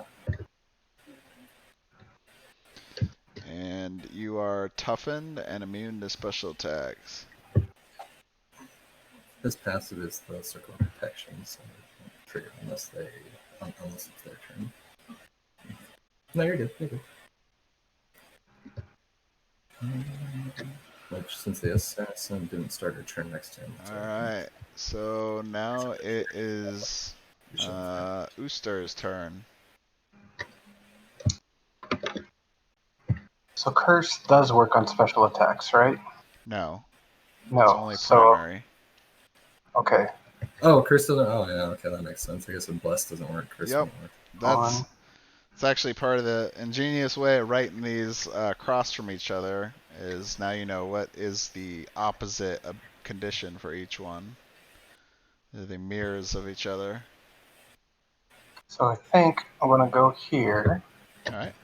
Then Ooster will use Harvest of Souls on Thalia. Alright, he's going for it. Here we go. Flipping the token. Alright, roll it up.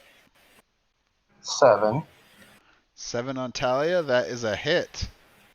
So that does 16 damage. But yep, okay, yep, we're good. You're good. For a second I was thinking about this card here and then I remembered what one it was. Okay, 16 damage. That kills Talia. Alright. Talia And then as is a knocked out.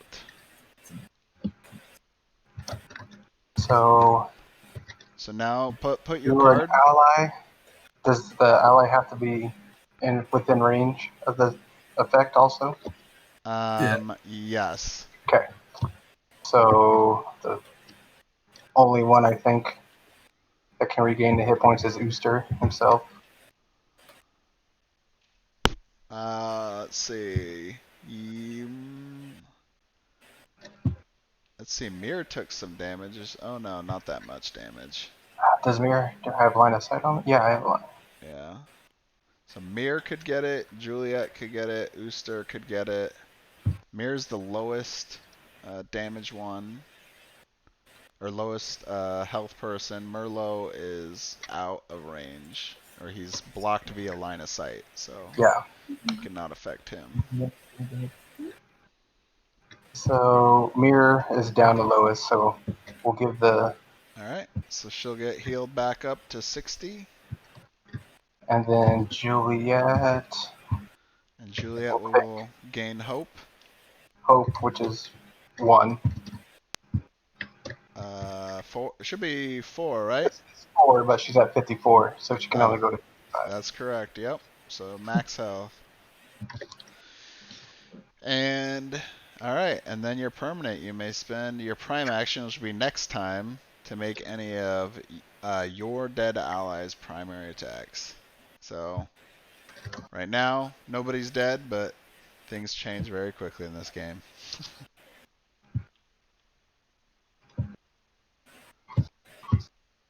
Alright, so now it is the shapeshifter's turn. He's going to have to get himself in the action. He's kind of out of it right now. Yeah. What do you think?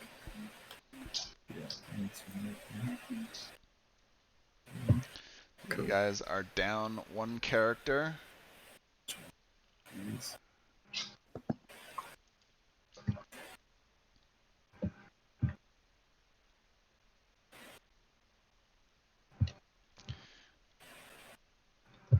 So there's an interesting little tidbit that's added on Frost Hurricane, which I always find kind of funny.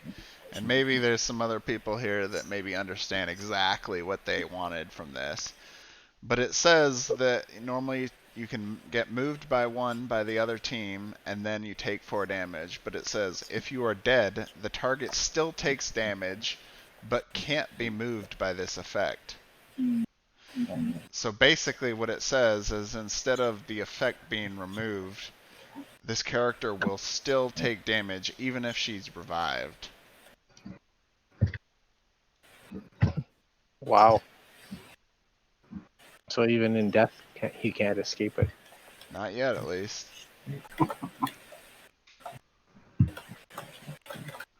So we... Well, wait, sorry. Before we actually finish up Ooster's churn, did you roll twice for the curse? So No, because we discussed curses don't affect them. Yeah, sorry. You already thought of that. So cool. Yeah, so that ability goes back to the shapeshifter. Yeah, so curses and blessings aren't as good as I once thought they were. I understand. I was in the same place not too long ago.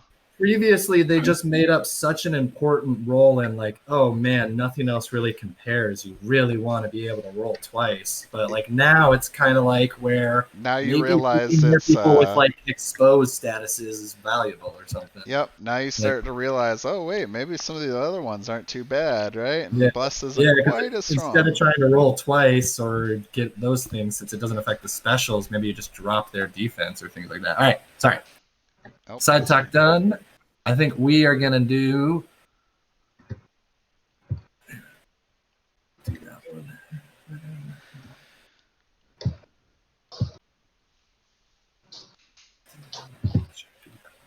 All right, what you gonna do here?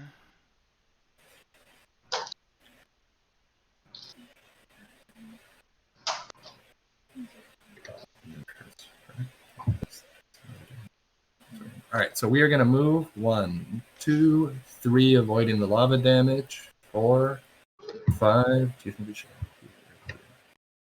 I mean, we're kind of in her sight either way, so here we kind of set up a nice reaction attack.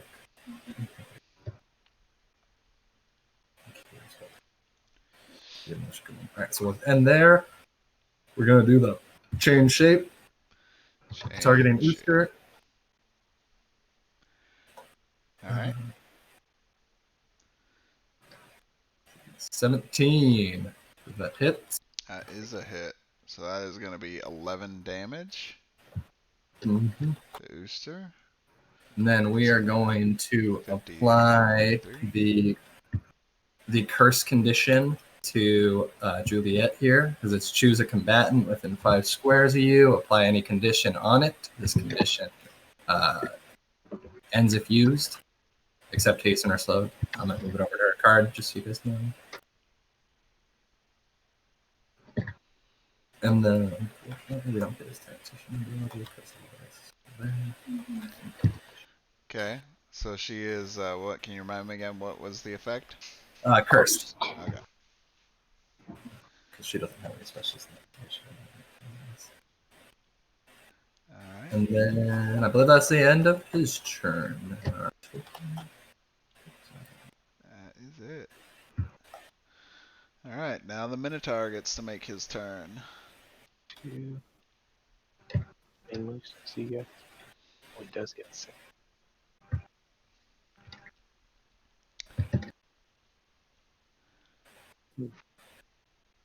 The target takes Shoot. Not quite enough running space. Yep, it's a little tight in there for him. Normally he'd be able to back up and attack, but he's got 3 spaces on each side to be able to hit the monk. So, what if he but he could use his could do move to something come down else. here? So that's a good question. Me and my wife actually debate this one pretty often when we play this character. So bold charge, what it says is you may move up to 4 squares in a single direction before declaring the target, and you do a damage, and then the effect is that you'll take target will take 4 more damage if you use the benefit to move the 4 squares. Well, me and my wife have talked about this as well. As could you stand essentially here and go 1, 2, 3, 4? And be adjacent to the monk and do the 4 damage, and does that count? Or does your target have to end in a direction that is essentially you're still running in the direction of that character? I would say you would have to go like a straight on, because it's like a gore type of movement, I would say.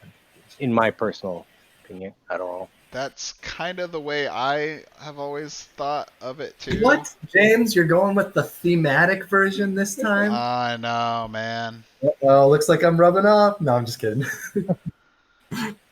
Yeah, normally I would think that the intent of the game is for you to go directly into that character from your movement and not move forward next to him and then just attack. So I don't think that one will count.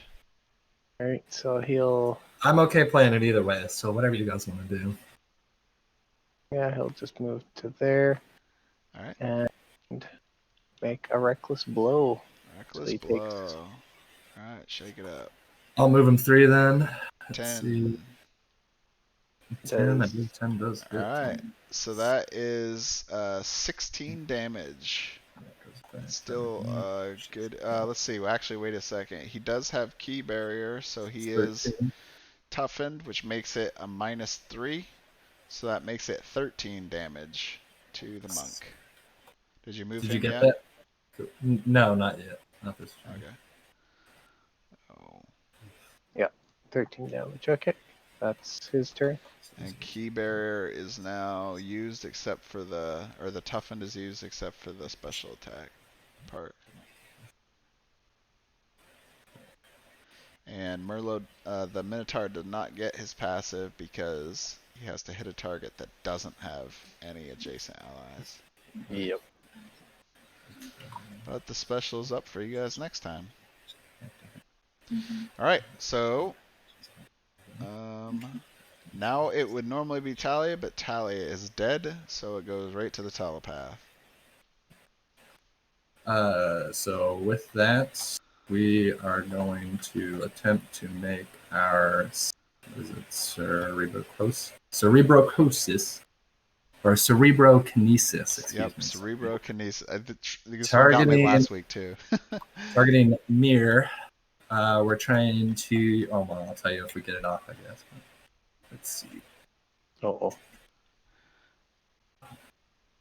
4. No. Oh no. Oh, that's a miss. Oh god, that's rough. Okay. Well, Mir still takes 15 damage. That's still pretty substantial hit, but she is at full health, so she's now down to 45. Your special is spent. Do you guys mind putting your spent specials like to the sides of your characters like this, turned upside down, just so like it's easier for me to track how many specials are left in the game? Oh yeah, that's what I've been doing. Do that.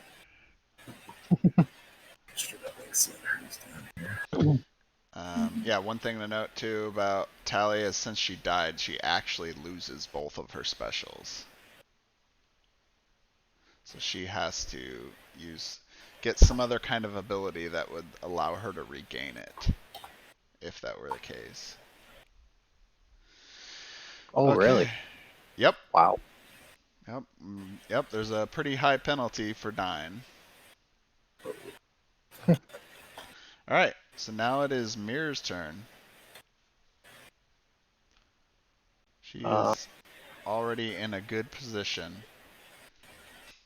Is the key barrier still up for this? So he cannot be specialed against, but toughened is down, so he will take full damage.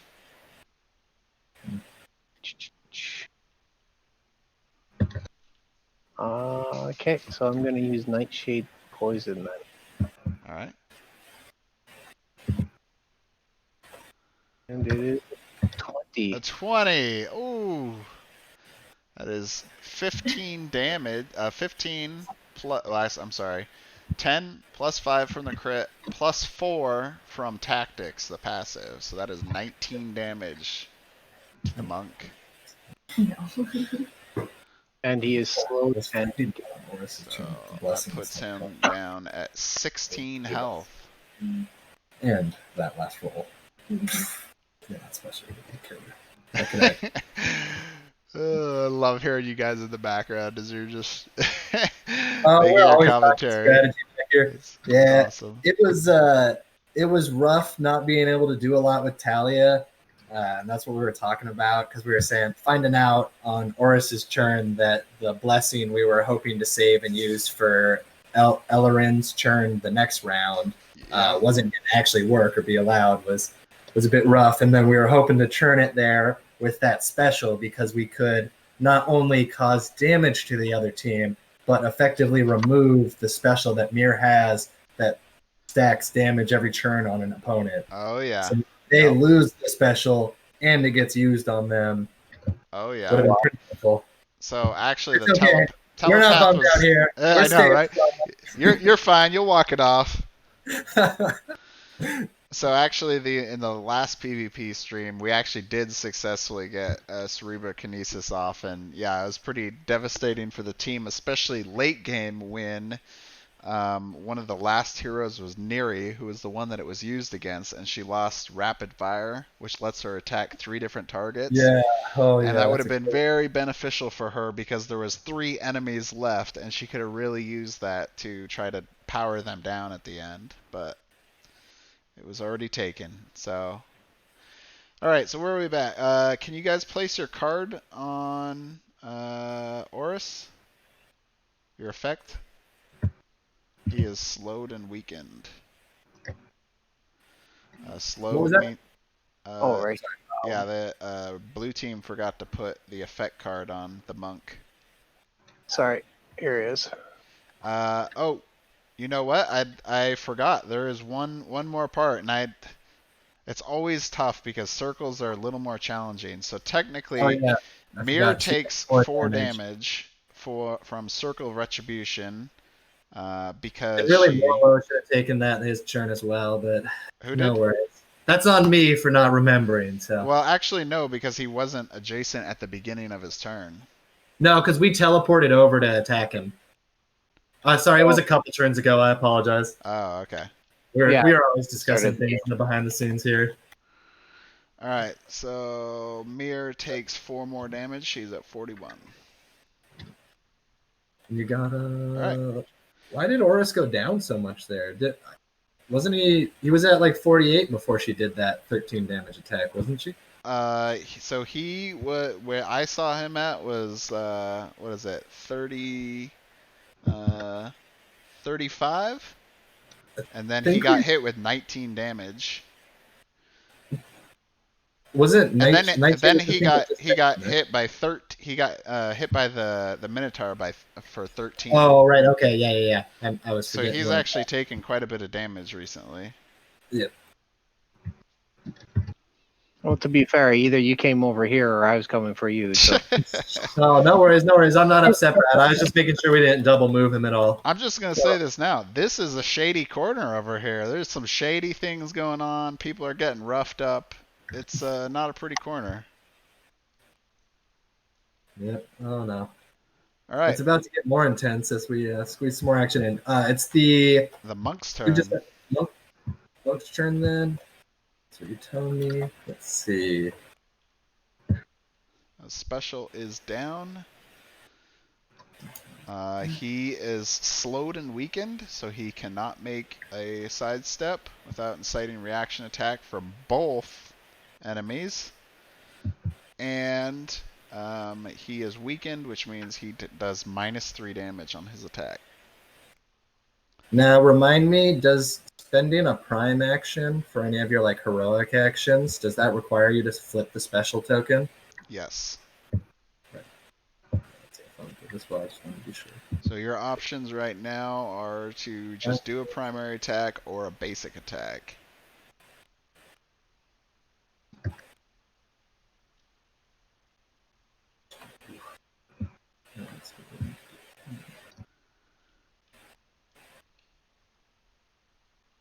Well, we get this back then. So we can do both of ours.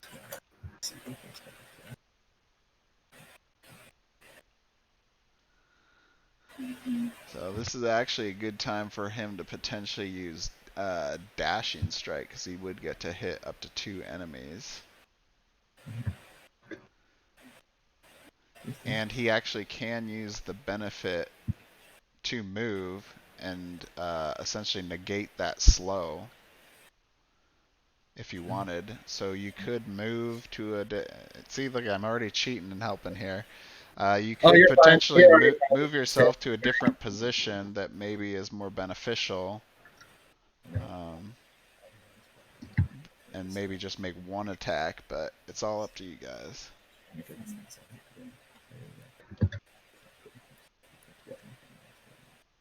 Yeah, so we're going to do dash and strike. Who do you want to hit first? Who's the player? We'll hit Mirror, I guess. Alright. Yeah, what do you think? Yeah, hit Mirror. Target Mirror first. Cool. Alright, yeah, we're going to target Mirror first with our attack. Okay. Roll it. Where'd your dice go? What we're trying to find. Your dice ran away. Did you throw it off the board again? No. Oh, I think it's sitting on this lava pit. Here we go. There it is. Hidden in the lava. Hidden in the lava. Alright, 18. That's a hit. Nice. That's going to be, I believe, 9 damage. Yep, 9 damage. First target hit can't make reaction attacks. See, that's what confused. That's confusing. What is it? First target hit can't make reaction attacks. Yes. So basically, it means It would like help get allies out of the way. What was that? Okay, yeah, I guess. Yeah. Like you'd use it to help get a ranged ally out of the way. Right. Well, actually, in this case, let's say the Minotaur wasn't standing there. If you like him hitting Mir, technically he'd be able to move away from Mir and not actually take the reaction attack, even though or the monk is slowed. Well, yeah. That's what always confuses me. Is it feels like that's why it should be. You should be able to move 4 squares before declaring the second target, because it would. But it's the same thing. I guess you don't really make reaction attacks to benefits. Yep. So. Should we move them instead then? So actually, I think we messed up. We misread the card, and so do we want to move them with the benefit? Instead, was our plan? Yeah. Okay. So I think instead we're still doing the dashing attack because we're just going to use the benefit to move him 4 to here, and then. Okay, and not making the hit then? No, yeah. So we're using the ability for its benefit, but not for its damage. Okay, so adding 9 will put him back at... I apologize. Again, that's where I got confused. I was thinking we could at least hit the first target, then dash out, skip the second attack. And yep. So, thank you for being friendly in this game. Oh, you can't do that? Says up that's where I was confused earlier. Is why, because I always think of it as like a punch, then you dash to the next target and punch. But what it really is you dash in and hit 2 people, and then move. And then if you had a normal move, you could sidestep out or whatnot. But since we didn't have it there, yep. Well, in this case, it's beneficial for you because you can move out, even though you're slowed. you're able to move out of that dangerous spot without taking any reaction attacks.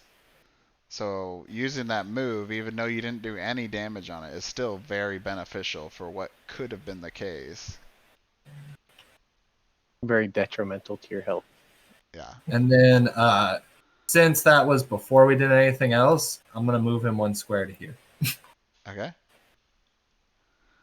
I see Morlo starting to line people up, and I don't like that.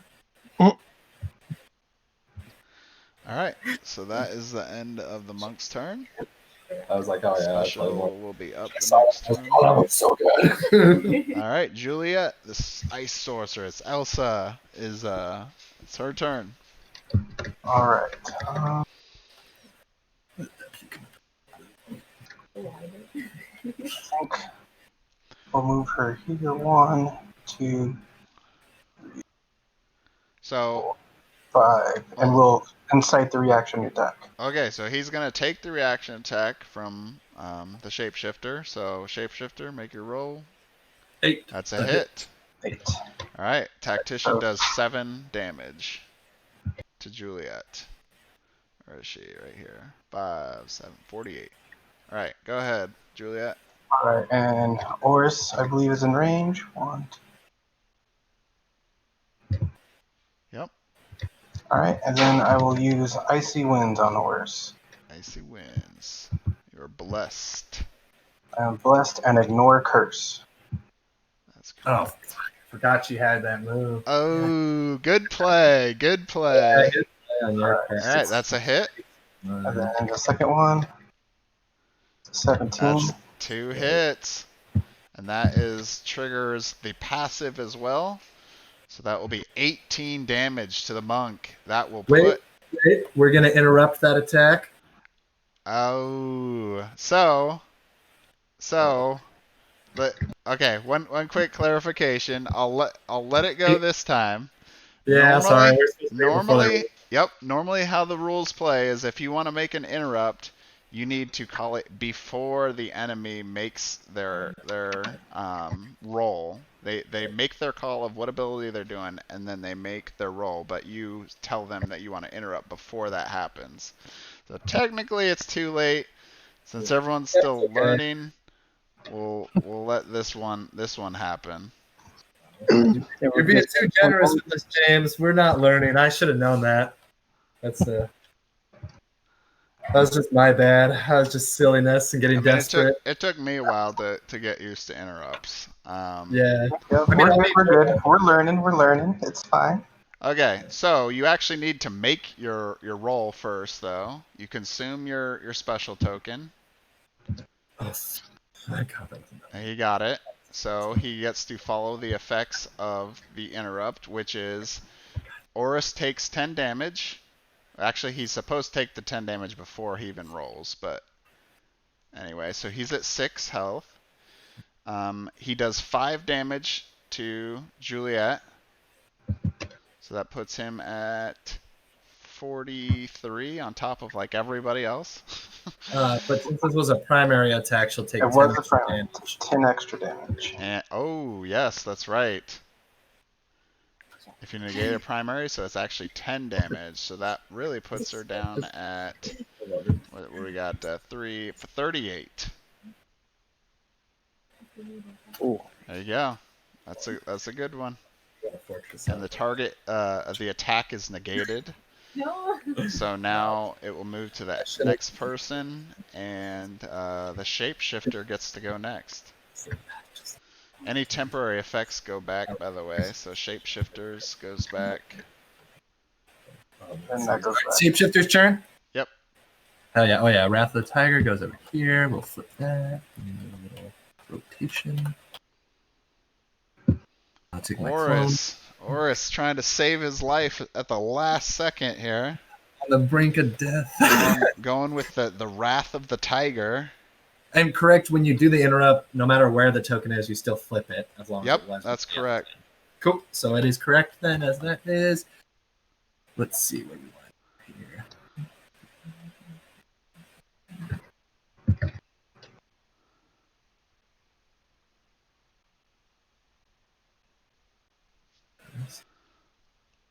Should we try and use one of his things? So, okay, cool. Do, all right, we'll do. Okay. What is it? How many faces? And then we are 1, 2, 3, 4, 5, 8. So we're going to range for that. Just turn it on. Cool. All right.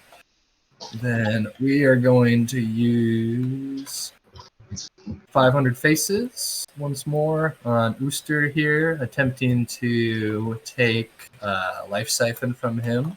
Okay. We will roll. Copy it. Yep. That's a hit. 10. That hits. Nice. Yeah. All right. So now so you gain a copy. You can now move 2 spaces and make a primary attack. Yeah. So we'll drop the 500 faces on him for the curse status.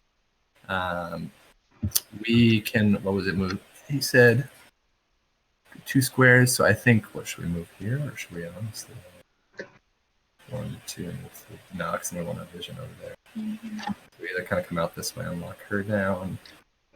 Honestly, I say she's a bit more of a threat. I say we move here. Try and knock her down. She could go back here, but at least we'll incite the reactionary attack here from her. And if she tries to attack Oris, she'll also incite it. So either moving away. All right. So you're moving there, and then now you get to roll against Juliet. I assume. Wait a second. Question: so the move that you have copied is Life Siphon, which is a ranged attack. So if you make that attack where you're standing now, you'll incite reaction from Juliet. Do I have to make the attack on Ooster? No. You can make it against whoever you want. Okay, so we're gonna target Juliet with it then. Okay. You'll still incite a reaction attack from her. Why? Because it's a ranged attack. When you make a ranged attack adjacent to an enemy, you will incite reaction attack from that adjacent. I don't know how enemy. I missed that in the rule book, but I swear I've been searching for where that rule was. Trust me, I'm telling you, it's there's a lot of things in this game that are like this one. I argued with somebody on the forums with quite some time about, and then the developer came on and even agreed, saying that yes, even if you're doing a ranged attack next to the person next to you and you're attacking that person, it still incites reaction attack. It makes sense to me though, because I'd always wondered what the drawback to doing a ranged attack next to someone was, and I scoured the rulebook, or at least I thought I did. In my mind, and I could be completely wrong on the developer's intent, but I believe it's to balance essentially like reaction attacks, right? So it's to give melee people a better chance to not just get obliterated by ranged people that are standing next to them and shooting them in the face. Yeah, like the archer, because she could just shoot her explosive arrow to keep knocking you back, and yep, that's horrible. All right. Yeah. Okay. Thank you. That helps clear up a bunch. So, are you still moving that spot then, or are we gonna? Like I said, we're still playing nice this time, so we're gonna allow people to make changes. Cool. Maybe in see at my house we give people like a couple rounds or 1 game, and then that's it. We play Nazi rules after that, which is you made that move. That is your move. You have placed, and now you continue.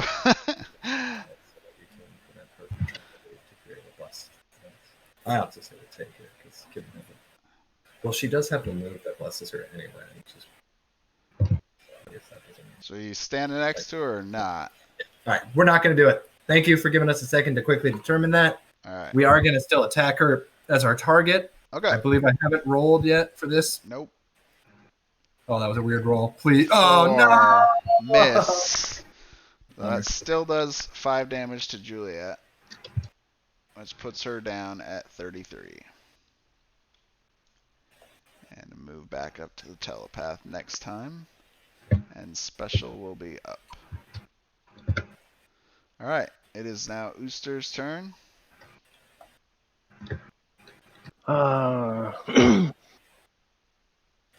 Ooster. So Ooster's gonna 5. This card actually goes back here because it doesn't actually track anything. Right, because it doesn't hit. Yep. Thank you. And the Nightshade is removed. Right? No, not until Mirror's turn. It is not Mirror's turn, so it's still on. Okay. Alright, then Ooster is going to attack Oris with Life Cycle. Alright. Better karma. Roll it up. It's not. We didn't actually. 12. That's a hit. 12. Alright, Life Siphon does 6 damage plus 1 additional for Talia being dead. So it's 7 damage. Does that kill him? That is enough to kill Oris. Then I believe we'll give Juliet the 6 HP. Alright, Juliet will get healed 6. Mir will get the benefits of hope. And Mir gains hope. 1, 2, 3, 4. She's feeling pretty hopeful about this. Alright, awesome play, guys. I'm a little disappointed. I was kind of hoping Harvest of Souls we were going to see some action from that, but your own team hasn't died yet. But I'll say the game isn't over. Both of the remaining enemy for blue or red team is actually full health, so it's definitely not over.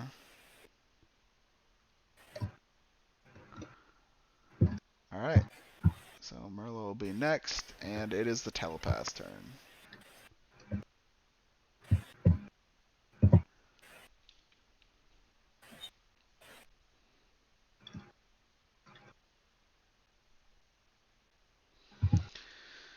Let's see, we're at about 2 hours and 42 minutes.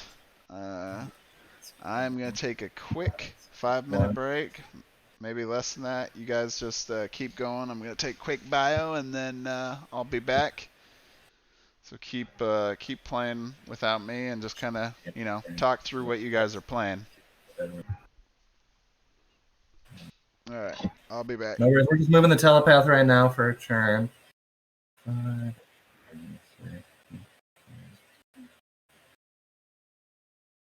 She was here. She put them on 1, 2, 3, 4, 5 today. Yeah. So that still keeps her. No, we want her to be here so she can get despair. You're moving away. 1, 2, 3, 4, 5. We could do there, and that does get me. Let's do that. Roll the wrist. Let's see. 1, 2, 3, 4, 5. Yeah, actually, we can do here. And that means this can be 2 here. Alright, so we're going to do that. 1, 2, 3, 4, 5. And we're going to do Puppet Dance, which is we're going to target Juliet. We're going to +2 to our roll. Diagonal. Is it in the lava again? Yeah, it's right here. Oh gosh, I couldn't see it on another purple hand. Thank you. All right. Hopefully, maybe nice. So it's actually 8 because of the benefit with +2. You're hitting Juliet, so that hits. Yep, that hits. So we may move the target up to 2 squares, and then controlled by us, it makes a primary attack. So we're gonna go 1, 2. So she takes 4 damage for the lava. What? Here? Oh yeah. Okay. So we'll do that. Well, no, because we want to be near her, because then she has to. She is less advantageous when she's closer to us. Yeah. So we'll do her there. Because that hit, and I don't want to forget it, we're going to cause Despair to hit Ooster for 4 damage, I believe. Okay. Yeah, 4 damage since he's within 5. And then now we're gonna roll for the icy wind. Okay. Now, the one thing I would confirm with James is because Icy Wind blesses Juliet and we're forcing her to make the attack, I think the blessing still applies, but... I would say so because it's the benefit of the attack and she's making the attack. Yeah, okay, and that's what we thought. I just wanted to make sure everybody was cool, like fair with that or cool on it. I know one time I was playing and somebody was like, "What? No, you can't just get all my benefits." I was like, I think that's kind of your point. Exactly. Yeah. Your plan is that. I've returned. Oh no! All right, here we go. Oh, hopefully that's not too hard. Let's see, 6. 6. We roll. 10. 10. So they both hit because her defense is 6. No, what's Ooster's? Ooster, sorry, Ooster 7. Yeah, so only one hits. Only one hit, so he takes 11. Takes 11 damage, and then nothing. Or let's see, 1, 2, 3. Well, you don't get. I don't think We you don't get the passive, do we? No. No passive. Dang it! Ah. Nice try. No worries, no worries. Cool.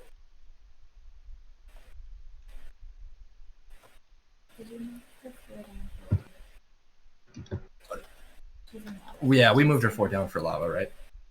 Yes, I did. And then we got Ooster damage. Cool. Thank you. Yep. Alright, so looks like Puppet Dance was thrown down and on Juliet and used against Ooster. This goes back to her. Sorry. Get to use more of these specials. That's what you guys did. We had poor timing on our side here. You guys did excellent work killing our people before we could get all their specials.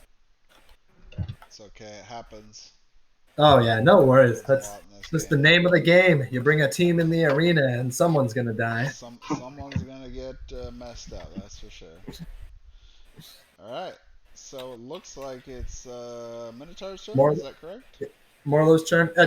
James, did you get filled in on kind of what happened there? It was Puppet Dance. We controlled the Juliet, the sorcerer, Ice Sorceress, moved her into the lava with our 2 move, and then had her launch Icy Wind at Ooster.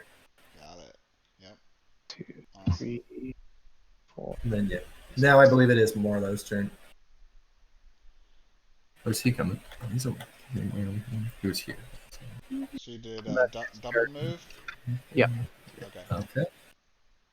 It's his turn. All right, now it's our big boss's turn. Back to the shapeshifter, so it's 2 on 4 right now. The red team is a little down, but not over yet.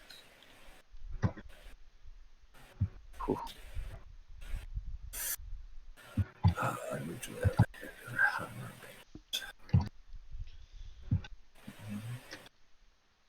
Use this one.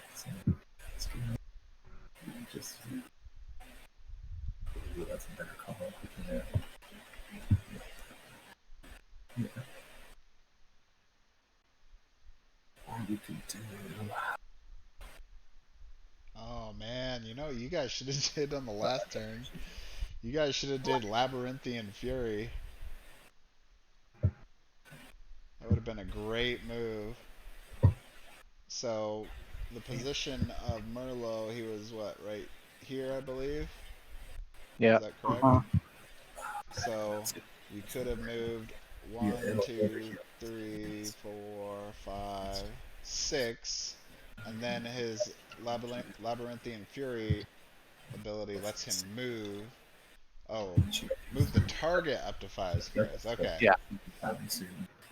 Never mind. I thought it was he gets to make 5 more movements. That I was trying to work out how to use trample, but just where he is, I'm like, I can't do that at this point. 1, 2, 3, 4. 1, 2, 3, 4.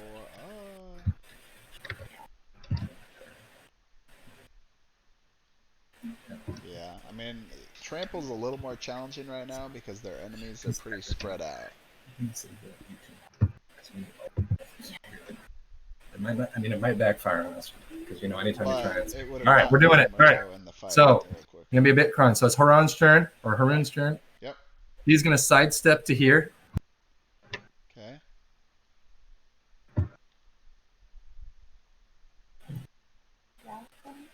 Oh yeah, and we did actually. Hold on, give me a second, because we determined that anytime you're doing the bull charge, if you were going this way, Juliet would have to be here for her to get hit by it, right? We're not doing the end. I'm sorry. What was the question? Just no worries. Don't worry about it. I think I already answered my own question because they didn't do that to us. So it has to be in the direction. So It's straight. Yeah, straight on hit.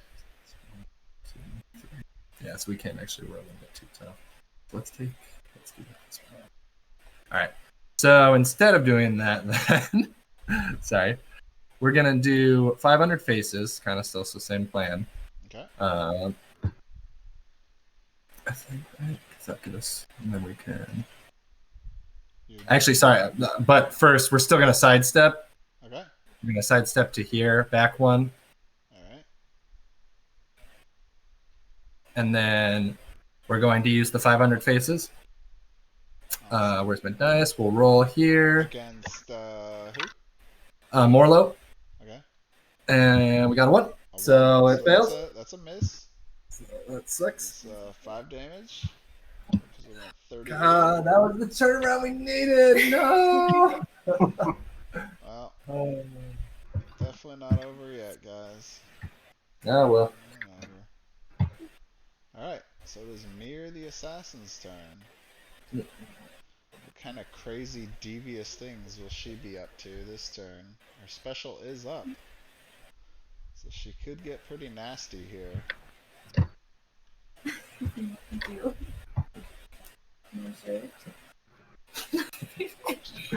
Yo, that could be.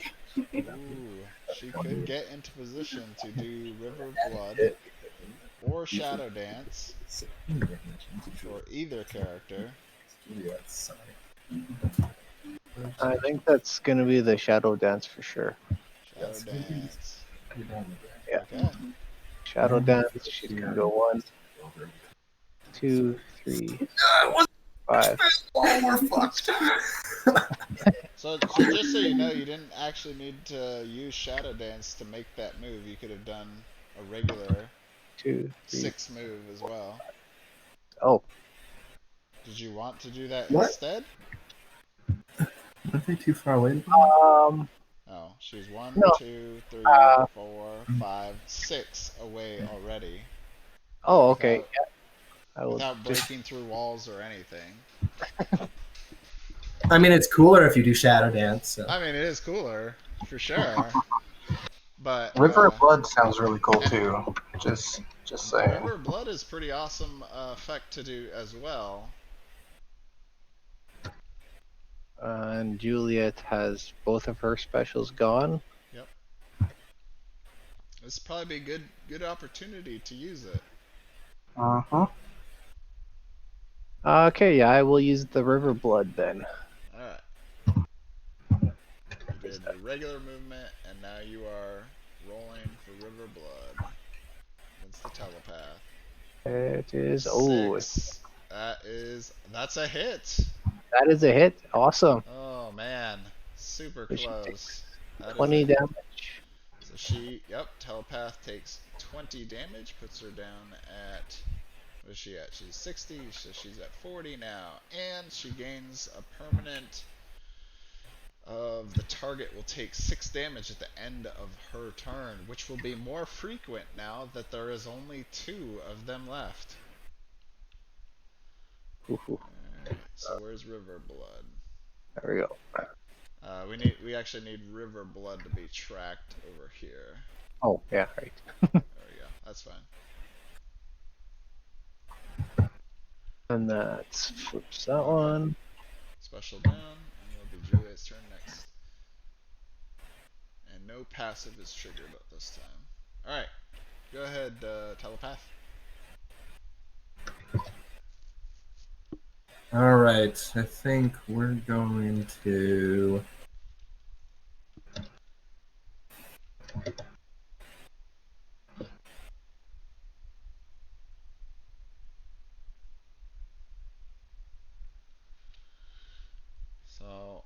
this case, telepath, both of her abilities are down. We could use puppet dance. Landlink. She's a little bit in trouble. There's still plenty of moves that she could make, though. That's a lot of this thing. I think we should just do this or something that we can call it a dinner. Let's do that. Sooner. So remember, you can still make heroic actions as well. And then let's see. You don't have to do a primary. Oh yeah, so I think that's what we're gonna do. We're doing our heroic absorption on the telepath, so she's gonna get 10 health back. 50. And then we're gonna regain one of her moves. Okay. What do you think? So they're going with the second option of an ally regains 10 hit points and 1 special attack. We're already at the disadvantage, so we're gonna go with the big plays to make big moves. So, okay, hold on for a second. There is one little caveat in this one. So the ability actually says an ally regains 10 hit points, which assumes that the character that is doing it cannot benefit from that ability. Oh, gotcha.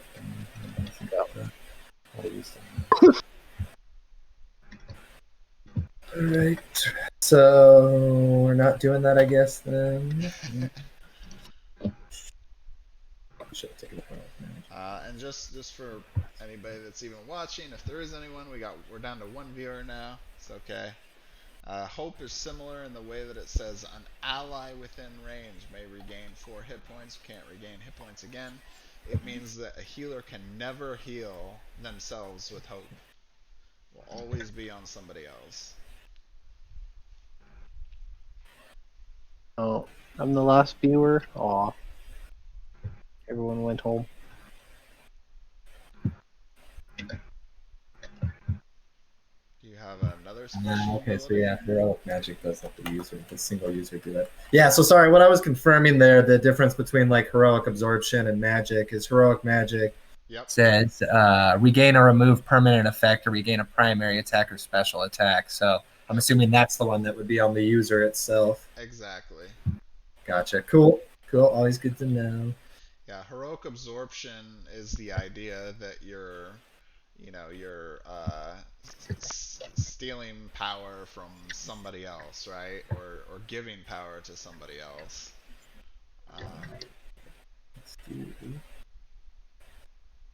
Alright, so you're doing heroic magic then? Nah, we don't have heroic magic. Oh, okay, I'm sorry. I guess these no, you're good. Left out. That's I just educated myself. These were all. Okay.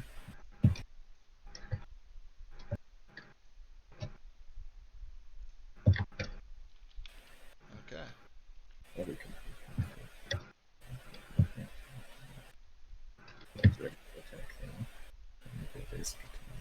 do you think? Move her on over here so he's in a better position. So you can potentially do whatever your other special is, or maybe puppet dance might be a good one against Juliet on this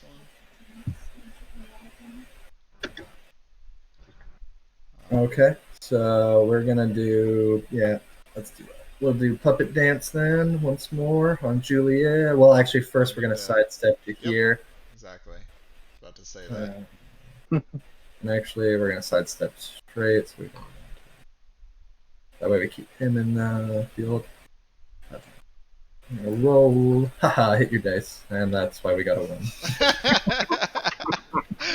You didn't see anything. It was actually 2 ones. That was awesome. Alright, so that 5 damage. Miss. I didn't mean it. Just like, it's because I declared it out loud. 5 residual, right? Juliet, 5 damage, yeah. Alright,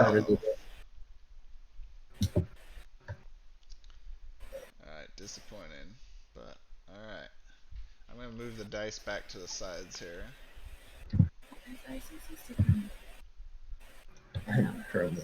Her and Okay. Okay. Now I'd like to point out that River of Blood is activated since her turn is over, so that is 6 damage. Wait, wasn't she at 40? Because we decided she couldn't use the heroic absorption. Good call. That is what I was just thinking about. So 34. Alright, there you go.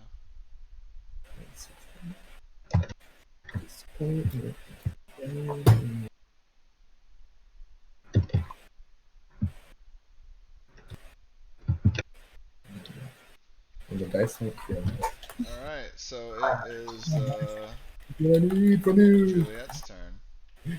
So move out of the lava. That's a good idea. What? You don't want to do that. If Juliet were to end her turn in lava, she would take an additional 4 damage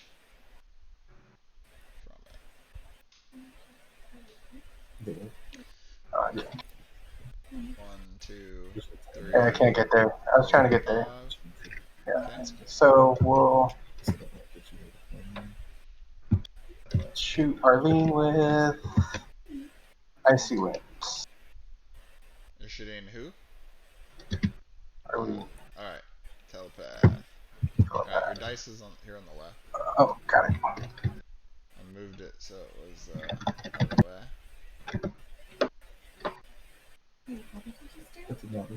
16 for the first one. Was that a roll? Yeah, that was kind of weird. Oh, I no, think sorry. It just rotated in your hand. Yeah, it looked like you were picking the number out there. I was like, oh Sorry. man, I can roll. Wrong button there. Oh! Oh, well, God. I should have just left it at 16. You should have left it. That's good. It's good. It's good. Don't worry. Well, the second one, just for the extra damage, so only one hit. Oh, okay, cool. Sorry. But I thought you thought I was being serious. But I was like, because nope. one of them was a crit, you get the 5. Get 5. Okay, so that is Juliet. Let's see. The telepath is more than 5 away, so that is 20 damage. That's a hard hit there. That puts her at. Wait, why was it 20 though? So it was. Dang it! I was like, it didn't hit plus both. 5 plus 4. Yeah, she was God damn.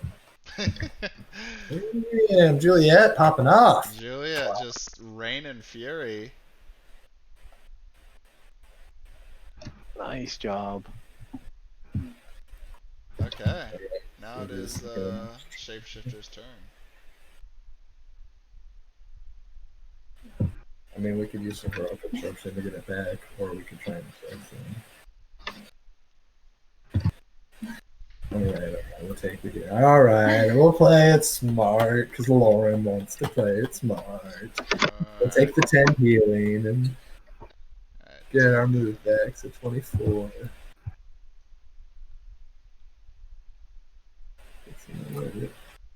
There we go. And then foundation, so okay. We're gonna go 1, 2, 3, 4. Yeah. Fight me! Just over on the space, waving his hands. Come on! Get it. Alright, so he used the heroic absorption. Telepath gained 10 health and regained one of her special abilities. When I talk about the plays where we made mistakes or anything, the reason I talk about it, because I want to. Alright, so now it is Ustar's turn. Special is up. Might as well use the special since it's up. Spin at the start there. To counter it, we should have. We didn't set up incorrectly. We're at a pretty good setup, honestly, to get it. So you're going to use Vengeful Wraith. Committed to just going to Vengeful Wraith on the telepath. One for the telepath. Alright, here we go. Moving you over here and then trying to kind of have the Where did dice go? Dice right there. We got all the bad rolls, and they got all the good 5. rolls. And that is a miss. Misses. That is All right. beneficial for the red team here. So That's going to be yeah. 15 damage, which is still pretty significant. Yeah. So what's that put her at? 10, and then 20, and then minus, so we got 9 damage. I can check my math if you think I'm messing this up here. Stupid. Oh, you know what? I always forget this. I need to talk to the guy that makes this mod. I mean, I can just do it too, but where is it? Show lines. There, this will make things easier to see. Oh, Can't believe I've been waiting this whole time. Alright. So I'll move 1, 2, 4, 5. Yep, right there. Okay. That's the end of his turn. Special is used. Mentar will be next. Alright, Telepath's turn. She is a little bit in danger here. She's at 9 health.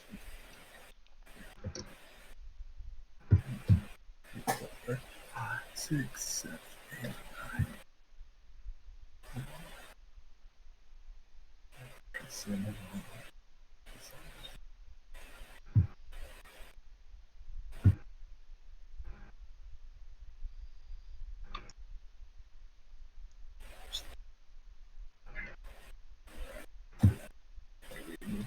It's just a check. Cool. So we're gonna go 1, 2, 3, 4, 5. With a run, we're gonna go 1, 2, 3, 4, 5.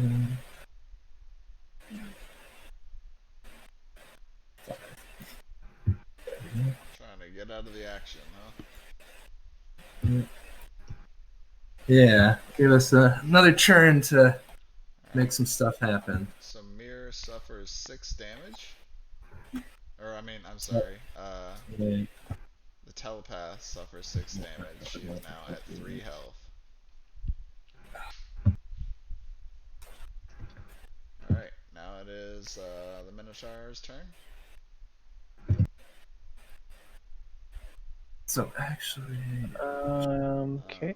I have to say, blue team is doing a pretty dang good job of systematically taking out their enemies. They're putting all focus on one enemy at a time. As you see, the shapeshifter is at full health, while the telepath is almost dead now. They have really spent a lot of focus and just plow down that person. Perfect.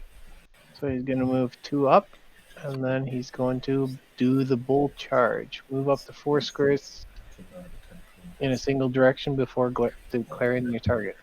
Alright. 1, 2, 3. Uh-oh. So actually he needs to stand right here. 1, 2, 3, 4. That's the 4th one. Oh, okay. That's okay. It's really not that big of a deal. Okay. 13. 13. Charges up. Boom! Alright, so that is, ooh, that's gonna be 20 damage right there. So it is 11 damage plus 4 from the effect, and 4 damage from brutality. That is a hard hit.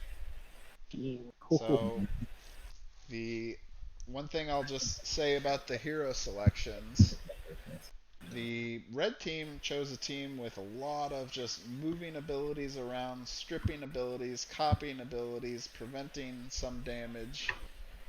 But their team that they picked, the controller here, she's decent, but she doesn't really do a lot of damage. She relies on the other people that she targets.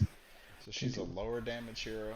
The monk is more of a defensive hero. He doesn't do a lot of damage. He's more of his stripping abilities and interrupting. Talia, she's a healer, so just normally they don't do a lot of damage, but she tries to negate some. And then the shapeshifter is the only one that could potentially do some damage. He picked tactician, which is more of a supportive, which he hasn't actually been in a supportive capacity most of the game. And he can do some damage, but it hasn't been there for him. So in general, the red team's pick it's interesting, but it's also a relatively low damage versus the left side, which has the Minotaur, one of the highest damage brutes, Ustar, the highest damage healer. Juliet is not the highest damage shooter, but she is still pretty solid on her hits and gives her better chance to hit, so she's reliable. And Mir is I believe, the highest damage. Actually, this could be debated. She's just decent, pretty damage at least. So very high damage from the blue team. Did the token end up getting moved down for health? Yes. Yeah, I already moved him. So okay. Now it is the shapeshifter's turn. Cool. I got a feeling karma's coming. Yeah, pretty much everything you said was spot on there. Unfortunately, I was really hoping that Haroon would be closer to the monk for most of the game so that he can make use of that tactician play, but just poor movement on my part prevented that from happening. Yeah, and you guys definitely picked a really good damage team, making good use of that healer to negate our little bit of damage. I'm going to use our special, though, sidestepping first to here. We're going No, because it won't affect specials, remember. Right, our whole gameplay. No, I'm just kidding. Sidestepping. We'll be cloning the trample, obviously. Alright. I love those straight lines. Copy of the attack. And it's a 20 that we just rolled. Oh, sorry. I guess technically I should have gone 1, 2, 3, 4 through them. Oh, well, so let's see. The first thing is copy, right? So you hit. You did 0 damage plus 5 from the crit. Yeah. So you did 5 damage. So that puts him at 30. What was it? 33. Yeah. Oh, sorry, I did skip that first hit. You are correct. Then the second thing is you regain 18. That puts you at 58. The third thing is you gain a copy of the special attack from the target. Yep. So you gain trample, which you can use with your card here to track that. But you don't get to make that attack on this turn, as far as I know. I assumed it was just a make the attack. You just gain the attack.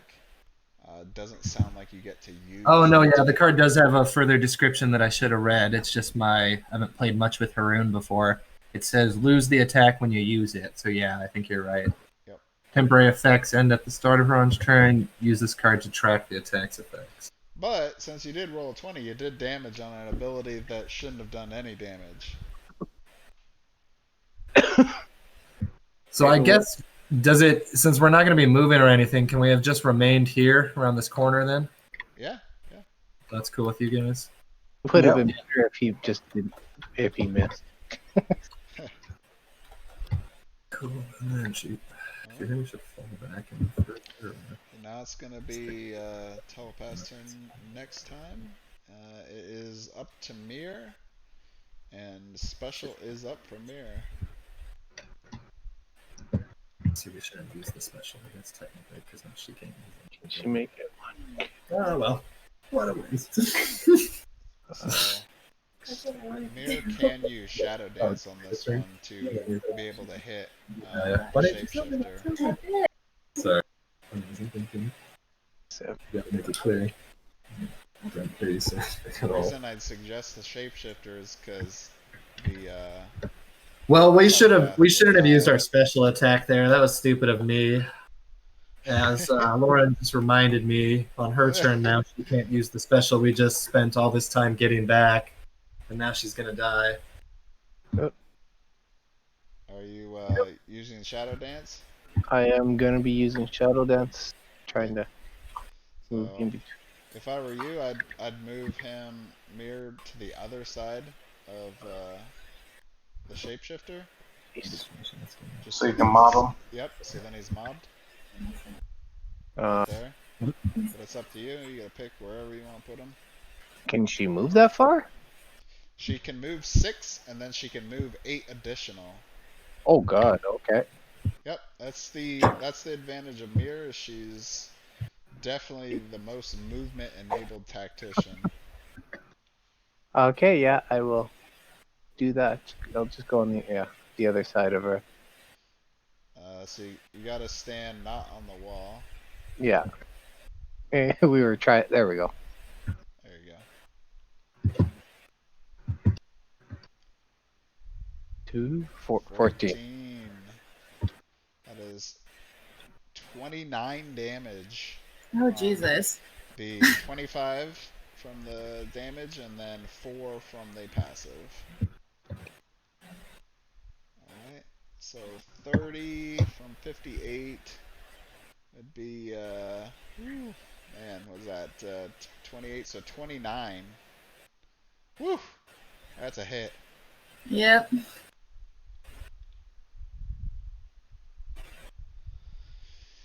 That is a hit. Alright, so now it is, Telepath's turn. Doesn't she die though? No, it will be at the end of her turn that she'll die from River of Blood. Alright. So you gotta make one more move. One more final stance. Yeah. One last hurrah. 1, 2, 3, 4, 5, 6. 1, 2, 3, 4, 5. Oh, you can still hit. You can still hit somebody, like Juliet. Or Yeah. you can even get over there. And then I can't move though. Or attack. Because then I have to run. 1, 2, 3, 4, 5. No, you can make it and still attack Ustar.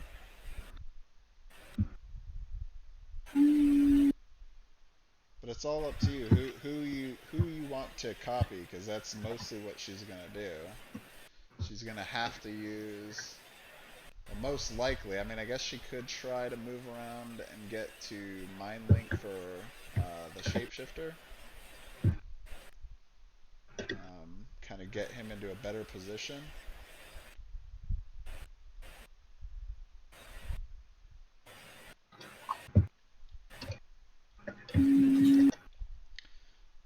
Or you take one of the enemies and do your bidding with them.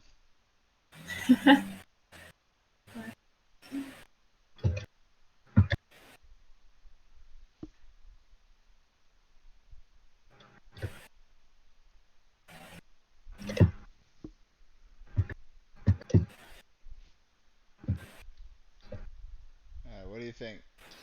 I'm thinking probably Mind Link. Okay. So we're gonna go. Sorry, Zach needed to run to the store, so Okay. gotta remember how to move on his computer. Yeah. Alright, so where are you going to move to get in range for an attack? I was honestly hoping that either she could jump in there and get out there to do her attack, but I did screw you over because I used my special instead of giving it. I know, I just blew the whole thing right now. But that was the original intent. It's happened to me a lot too, where I set up idea and then you forget about it. Well, yeah, because I'm sure as you see or have noticed, we spent that extra turn to like give the special to Haran so that he could get her Ellerin back her special. But then I used my special again, and now she's gonna die. Yep. Because of that assassin's permanent ability, which is very well played, I might say. Right, Mind Link. I'm surprised you didn't use it sooner, honestly. I thought that was going to come out and be I didn't actually roll. I think I just kind of shuffled it around. What is who are you doing Mind Link on? Yeah. Oh, who was I doing it on? Yeah. Sorry. 8 squares. 1, 2, 3. believe everyone's in range right now. 1, 2, 3, 4, 5, 6, 7, 8. Yes, everyone is in range for the telepath right now. Yeah, so we'll probably hit the assassin then. Okay. Alright, so roll your dice. This 5. They're all in range at the lowest person. It's right over here. We can't kill one of them with one.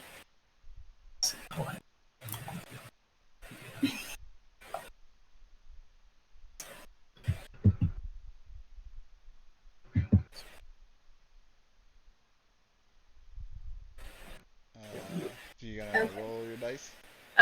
Yeah, sorry. Could I actually hit more though instead? I'm sorry. Sure, that's fine. Alright. Alright, that's a hit. 13! Alright. So okay. that will be 7 damage to Merlo. Yeah. Puts him at 26. Also, one other person within range of 5, which I think is just Ustar, will take 4 damage. 2, 3, 4. And now you get to move your only remaining ally 2 squares, and he gets to make a basic attack. If I move within these, though, does it incite a reaction? Okay. How much is his basic? What is his range? It's a range of 1 as attack. Yeah, it's range 1. Yeah. Should just move. So for Oops. Oh, go. Sorry. That's fine. As a suggestion, I'd maybe put on. I don't know. I guess you're kind of locked in a lot of places here. Oh wait, where can you? How many spaces? Two. Only 2. Can you go? No, you can go there. Wait. Can you go through an enemy as long as you don't end on them? No. No. So the best she could do is stand like here potentially.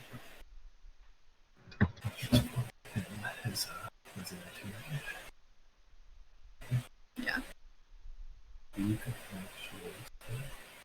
Yeah, where he said your best range. Okay. Sorry. Not that. No. You. Here, sorry. There you go.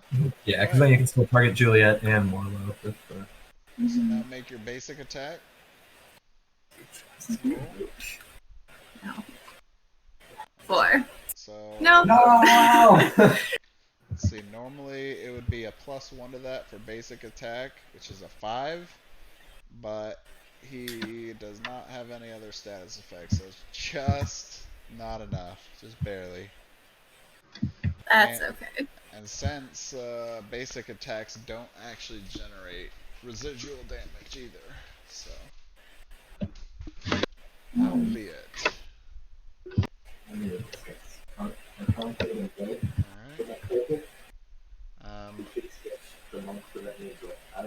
Alright. So now that the telepath has finished her turn, she is defeated by River of Blood.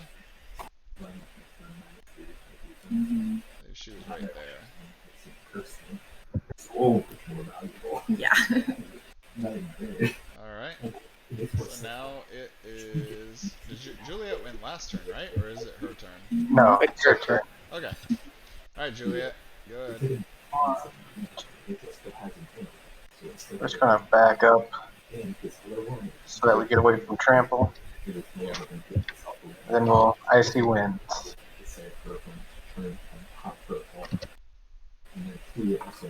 First one is a 7. Second one is a 12. That is a hit on both. We're probably just gonna die. So that is 14, 18 damage. 18 damage. So that puts him at. I have money. Do you want it? 8. 10 more. Is it 9 or 11? Who's at 29? They're at 29. Yeah. So 11. 11. All right, good hit. All right, now it is Shapeshifter's turn. So one thing I'd like to point out in strategy-wise, so originally I would think the same thing with River of Blood. I know you mentioned earlier about getting that permanent effect on early, but ironically, River of Blood is better in this case when it was used because you have less turns between characters. So it racks up damage significantly quicker than had they used it at the beginning of the game. And it worked out in your favor because I was trying to wait for one more of your permanent effects to come out before we used the Monk's Purification. Yep. So killing him before we got that. Oh, what would have happened with that? The Purification removes 3 permanent effects from combatants, so you can remove positive effects from enemies and negative effects from your teammates. Yep. So actually, a lot of the abilities that they had really would have been hard counters to you guys, but in the way that you didn't use your specials or some of the extra abilities, and their, I guess, lack of using some specials kind of gave you the advantage. Oh, super. Those specials are what make or break your team. Not even necessarily, I mean, it's big that they pop off and you get the effects from them because those are like your best effects in the game, but it's even more so that 15 residual damage is still critical. Even if you miss, it's a huge hit. Yeah. So. And like even if you miss with the healing, I think you still get some passive healing and whatnot anyway. So it's like it's really important to get those specials out and play them. Yep. And that's where I dropped the ball in playing Ellerin this time, in that I was trying to wait to use her specials with that blessing, and really I should have just come out the gate and then tried to lobotomize a few people. Sorry, that sounds funny when you say it out loud. No, that's right. Usually when I play PvP, and this is the reason why I said at the beginning of the game, usually someone gets creamed, is because both sides usually pull out their specials right at the beginning. And so you're seeing, 20, 40, maybe even closer to like 50-ish damage, like in 2 turns, right?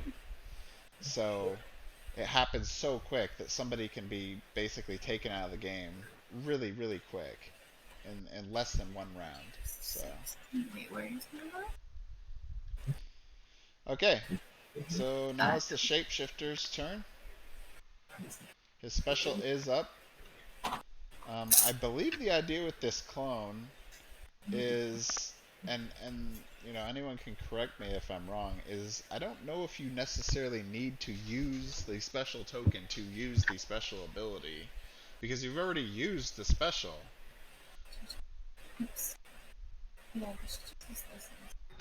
So yeah, I would say that it was kind of like a postponed special. Yeah. I don't know, but then it does say you gain a copy of the special attack. Gain a copy of 1 special attack from the target, either spent, unspent, or lose that attack when you use it. Temporary effects end at the start of Haran's turn. I can see both ways, but I would think it would take the special token. I would agree with you there. As much as I want to say it's the other way, I think that's the one drawback to taking him, is he's kind of not as much of a powerhouse as you might initially think, unless you come in, drop that clone copy right away to get whatever copy of a special you need, and then you save that special for later. Yeah. You can't do what I did and wait till the end of the game to pop it and try and get one, because then you run into this where you don't have enough special ready for it. I mean, you technically can still use it now.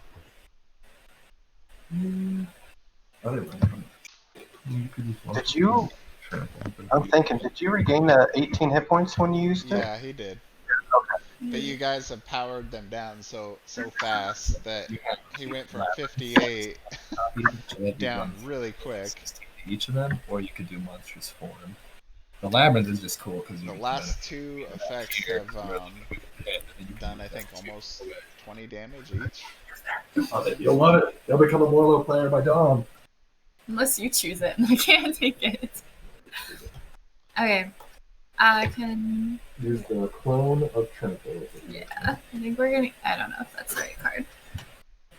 Yeah. Okay. So I'm gonna try and trample. Okay. And then... We flip the token over.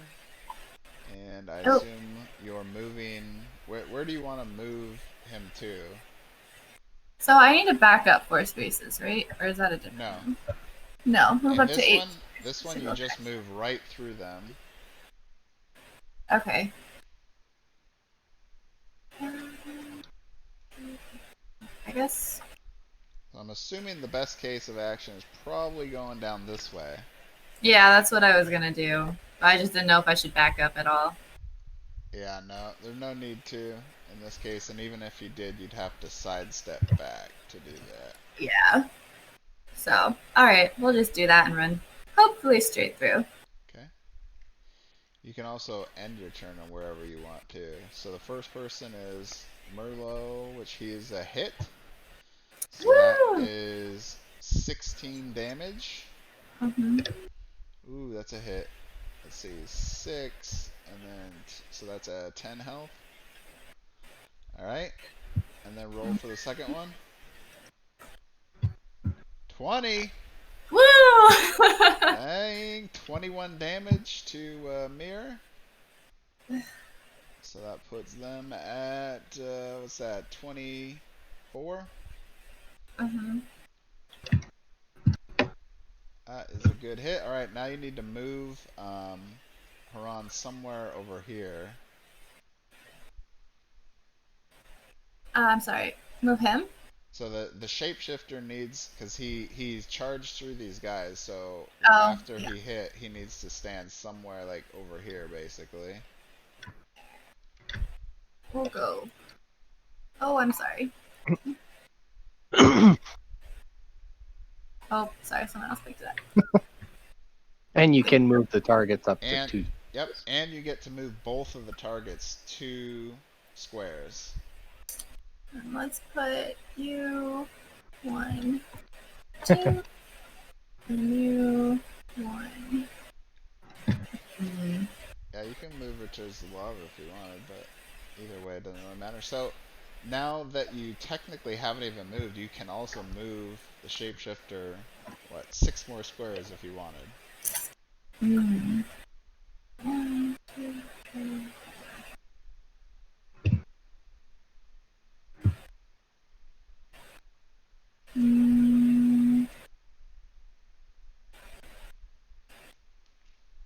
I'll just go right here then. Okay. Can't really go anywhere else, but if we're blessed, it makes me feel a little bit better.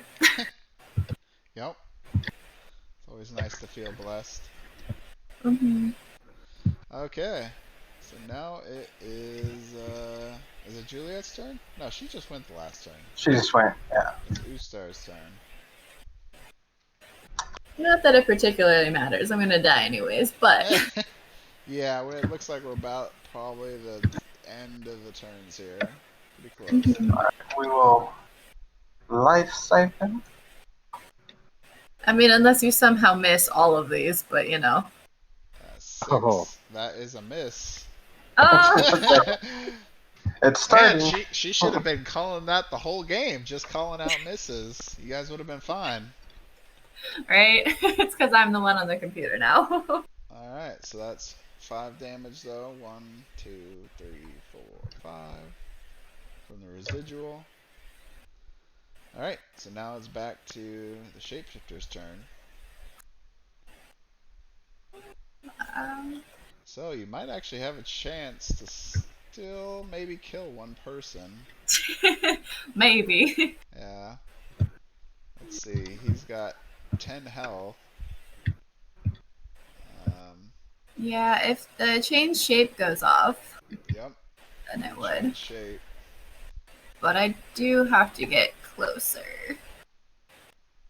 And his movement. Actually, you don't need to get closer for 500 faces. You could do that one from ranged and make a primary attack. I don't think that would kill him though, even so.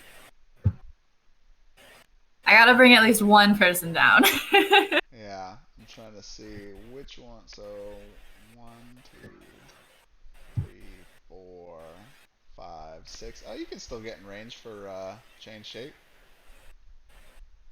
Yeah, we'll do that. So it's 1, 2, 3, 4, 5, 6. Yep. And then we're gonna do this. Alright, roll it. Let's see a death here.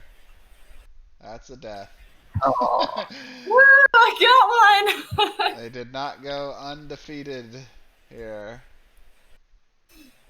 No! He is stricken from the board. Dang, sorry, so sorry close. guys. Oh well. Let's have a little fun She said here. she's gonna go down fighting, so. She sure did. Okay. Actually, I don't know where that miniature just went. It just like disappeared. He's gone. It's just gone. He's gone. Obliterated him. He's obliterated. Okay, so let's see. Ustar missed, right? And so now it's back to Mir. Here shall revenge.